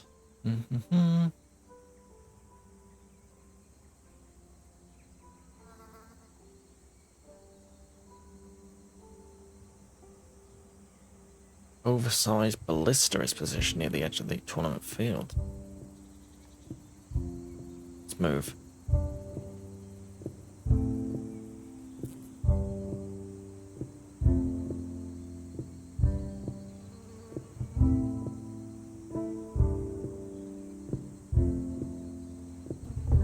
A young blonde man shouting a direction. He had a badge embroidered with Kelly on his chest. Name sounds familiar.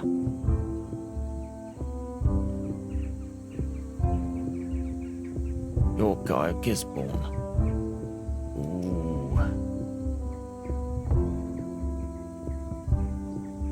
Kneel worm before you spoil all of my plans. That sounds like Guy. Name's Kelly, sir.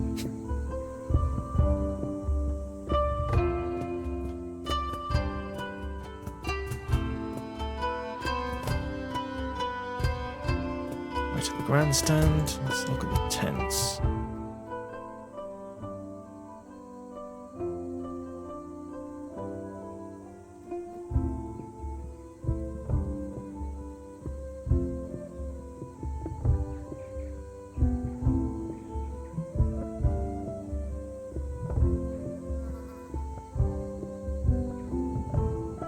Henri of Aquitaine.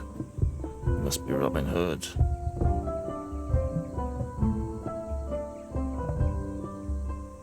Do I look like Robin Hood?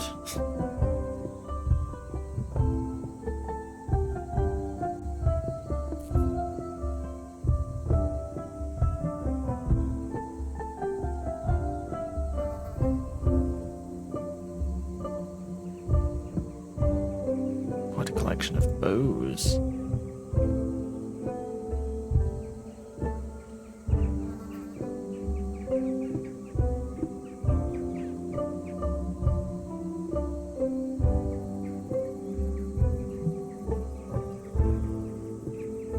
Or do I do it?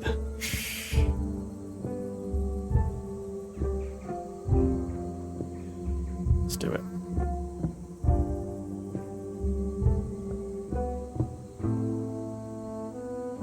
I'm his cousin, and to his honor, will my victory be given.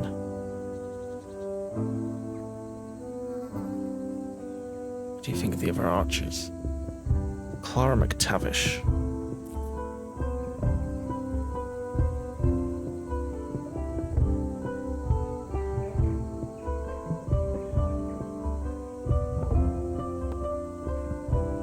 Ah.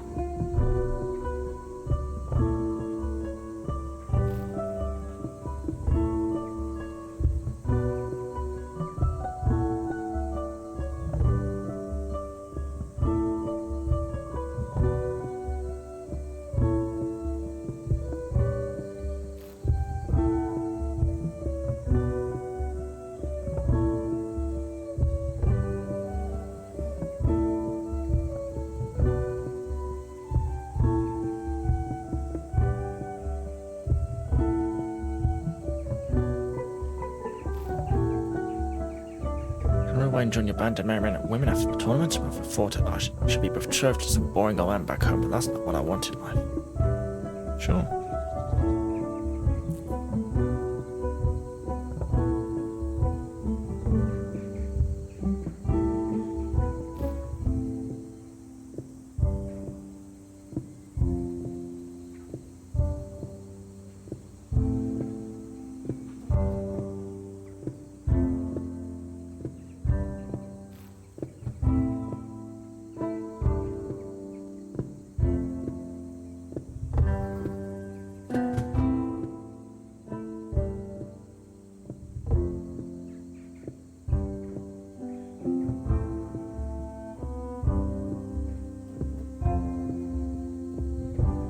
Out of Dunsbury.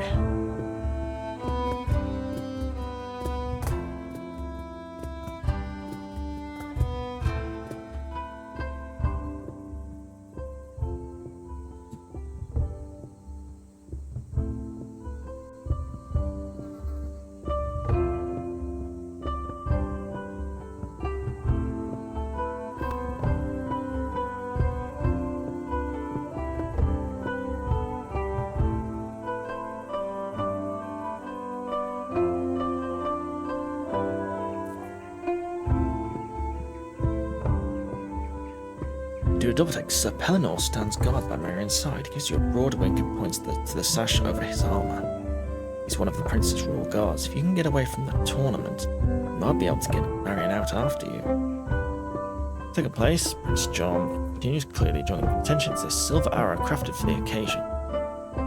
First place, this golden arrow, as well as the title of greatest archer in all of England. The golden arrow catches the light and glows possessed of inner fire. It's possibly the most perfect piece of craftsmanship you've ever seen. Okay.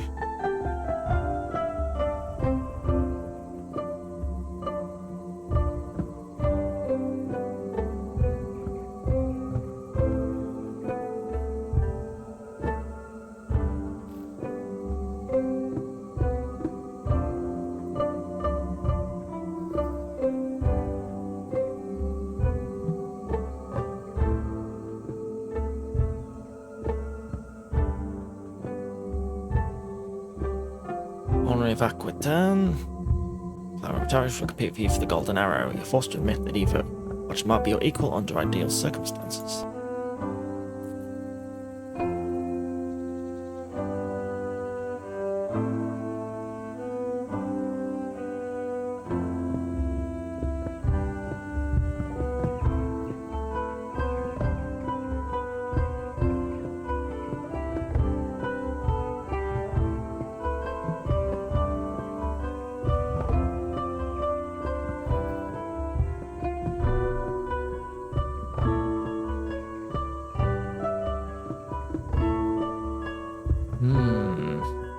Aim for dead center.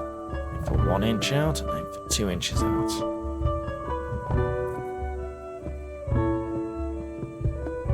Right, we're going dead center.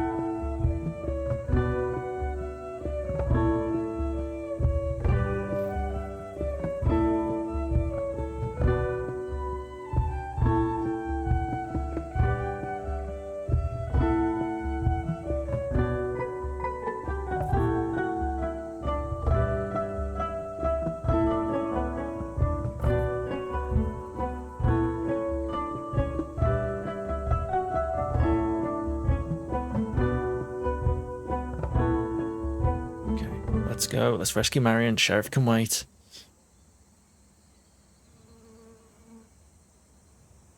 Limbs Sheriff, arm broken and mouthful of blood. About the canopy flat besides burning with hatred. Robin Hood! His cry hounds you in the hours that follow, slipping through half-frozen hedgerows, scrambling over ice-rimmed mud. Must have home you and Marion returned Sherwood. The remains of your merrymen struggling for days afterward. Nicely done, Robin.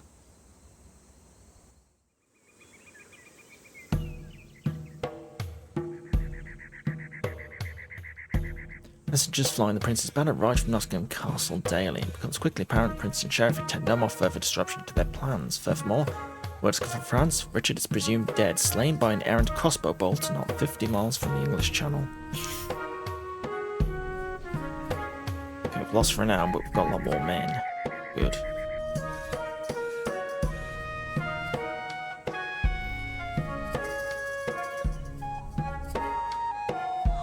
Okay.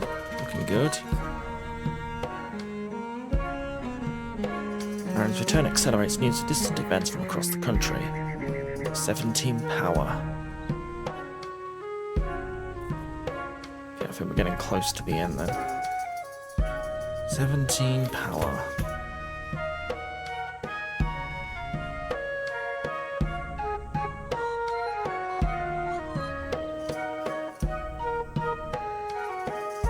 Need more influence with the nobles.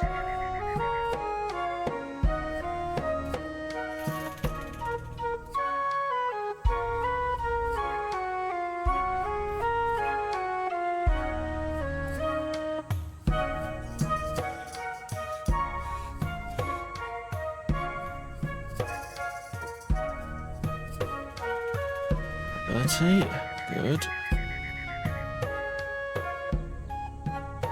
Lots of gold.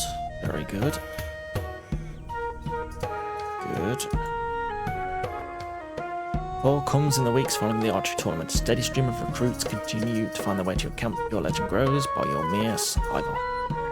Aaron sits down with you on a deceptively warm and peaceful spring day. Robin the Crown is raising an army with the sheriff at its head. They mean to invade Sherwood. Tax collectors and government guards are one thing, but an army? We need to assemble the nobility. They will support us, and the sheriff cannot fight them all.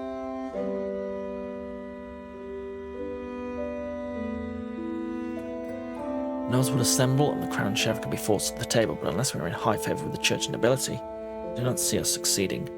Again, you've surprised me before, although it goes without saying, you'll need all your personal powers of persuasion, reputation, and renown. Okay, got lots of renown.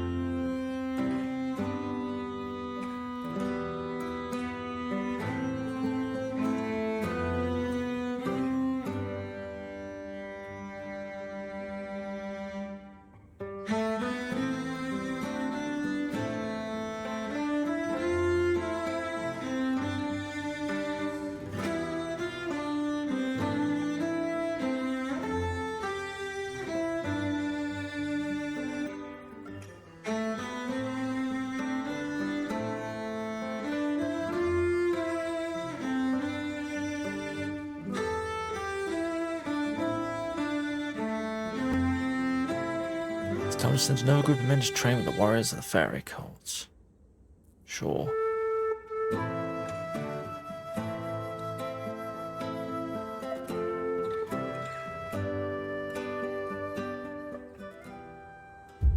You have mail.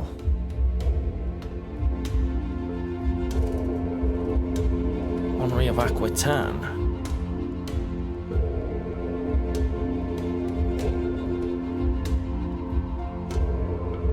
He's pretty salty.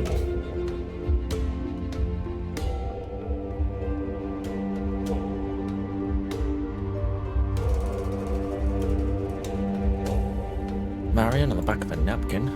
Meet me at the green by the maypole when you're ready to deliver judgment. Ooh. Baron Adam has been shackled from the maypole and thrown to the ground at your feet. It's fleeing the forest, Marion says, but this. She says you are crude enough to show with directions to your base. Why, Adam? What have we done for you? You're in over your head. The most wanted person in the entire country. Makes you the crown's problem, and England will swat you out of this forest like a fly. Also, the bounty was too good to pass up. She left me Robin found some man in Devonshire who promised her a passel of kids and a flock of sheep to tend. Everything she said she always wanted.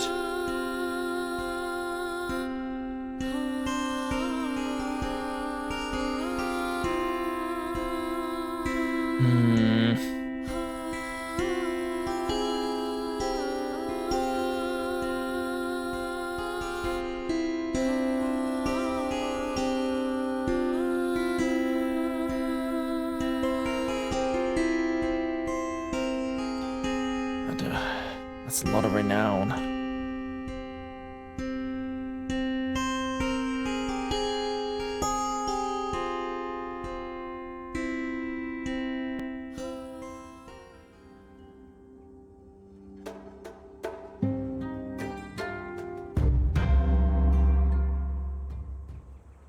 Guess he had to go. Okay, let's expand our base. There we go.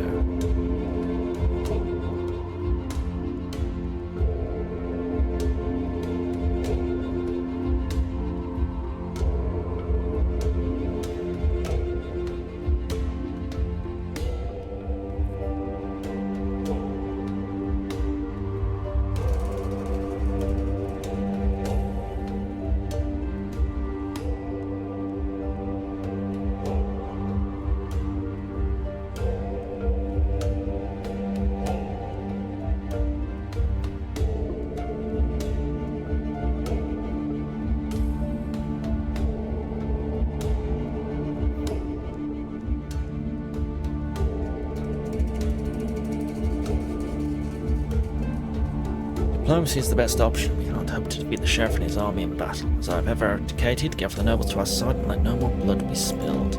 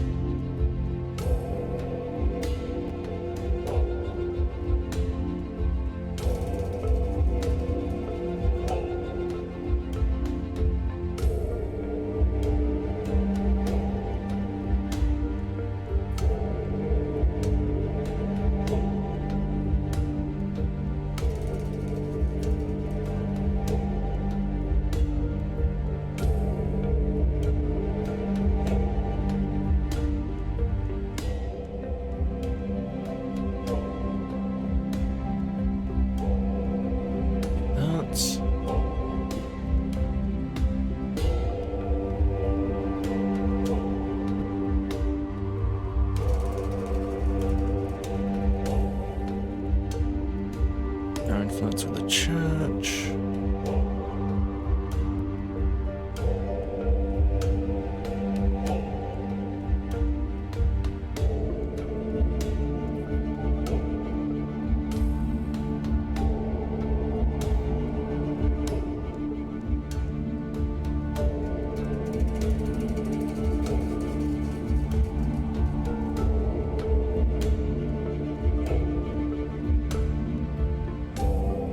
Sheriff's weakness is the church.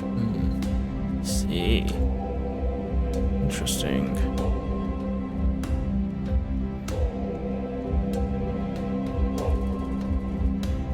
Let's do that.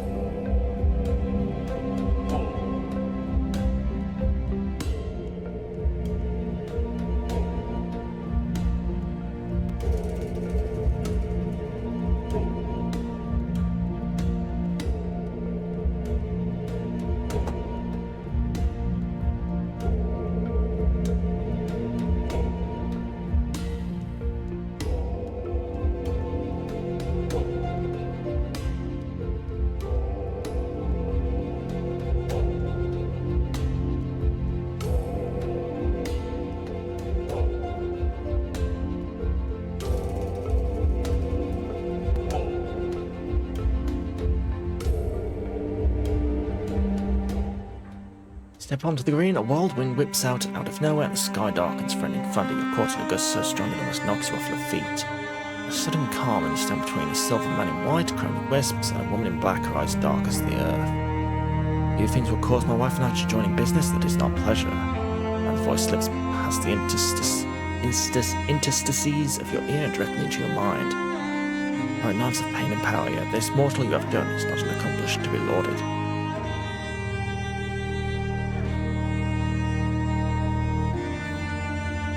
Spot Marion bound to the Maypolbos strands of power. There are Titania and Oberon. He walks around slowly examining you from all sides, monarchs of the CD. Not to answer. What do you think I know of your daughter's whereabouts?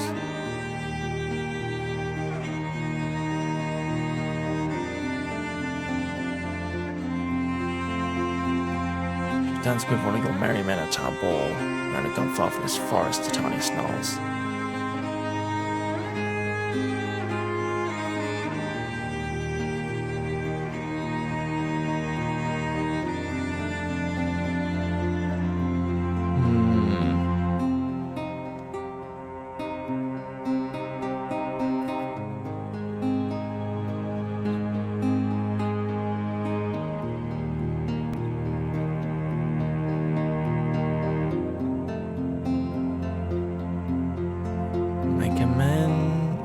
Amends.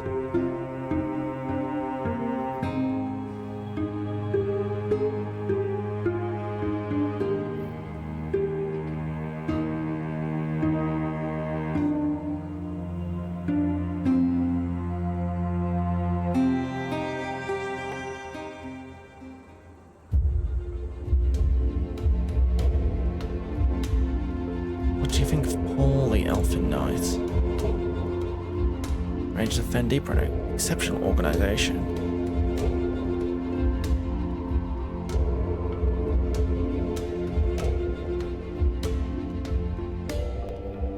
Okay, let's go find him because we expanded our base. So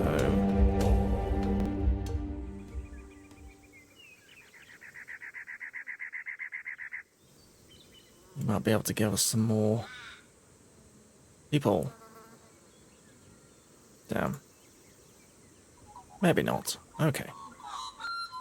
Fair enough.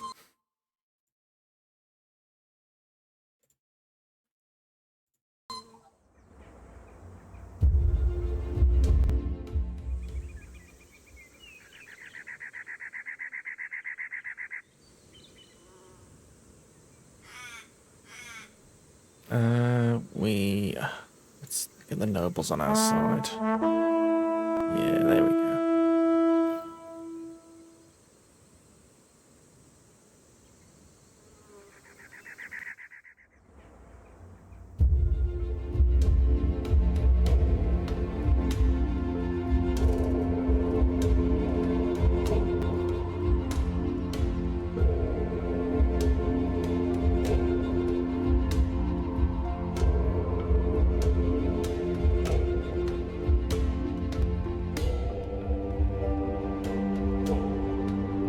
if ever done with force, you can't trust treaties and magic where money and land is concerned.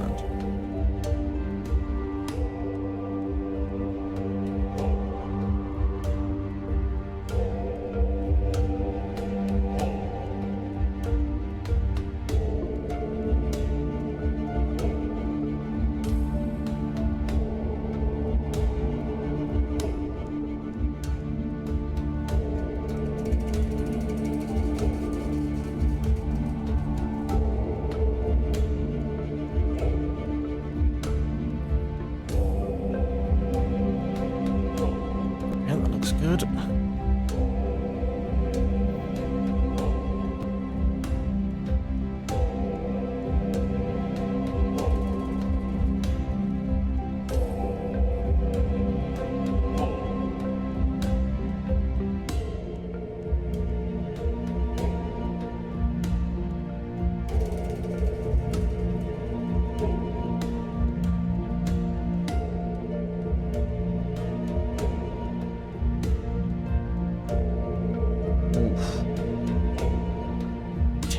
Gold.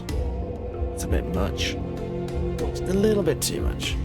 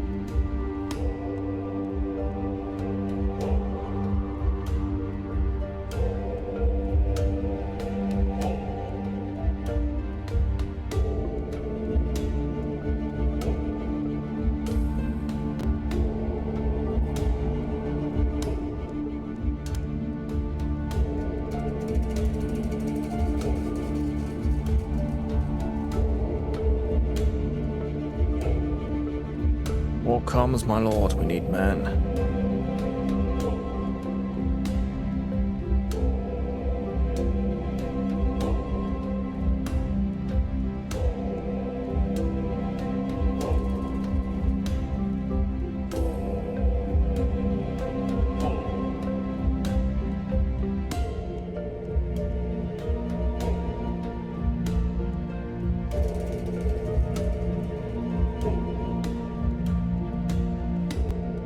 Yeah, we got some men.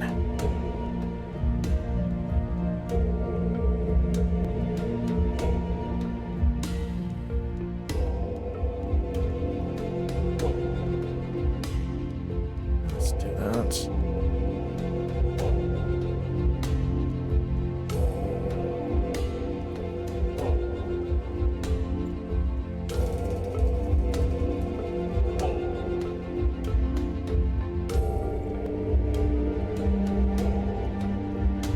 Jeb Devon ruins on my landswork. A terrible beast, fearsome two-headed dragon that terrors the countryside near my castle of Mr. Jones, be no further sign to send what assistance you can.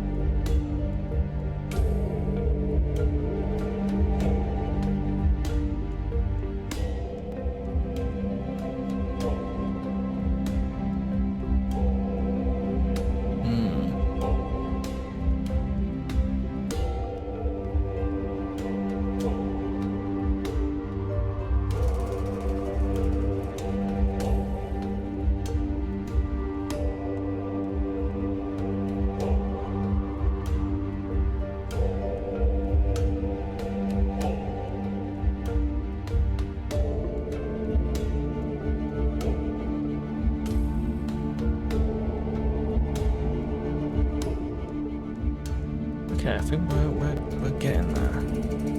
There's a bed of ears hanging around the green.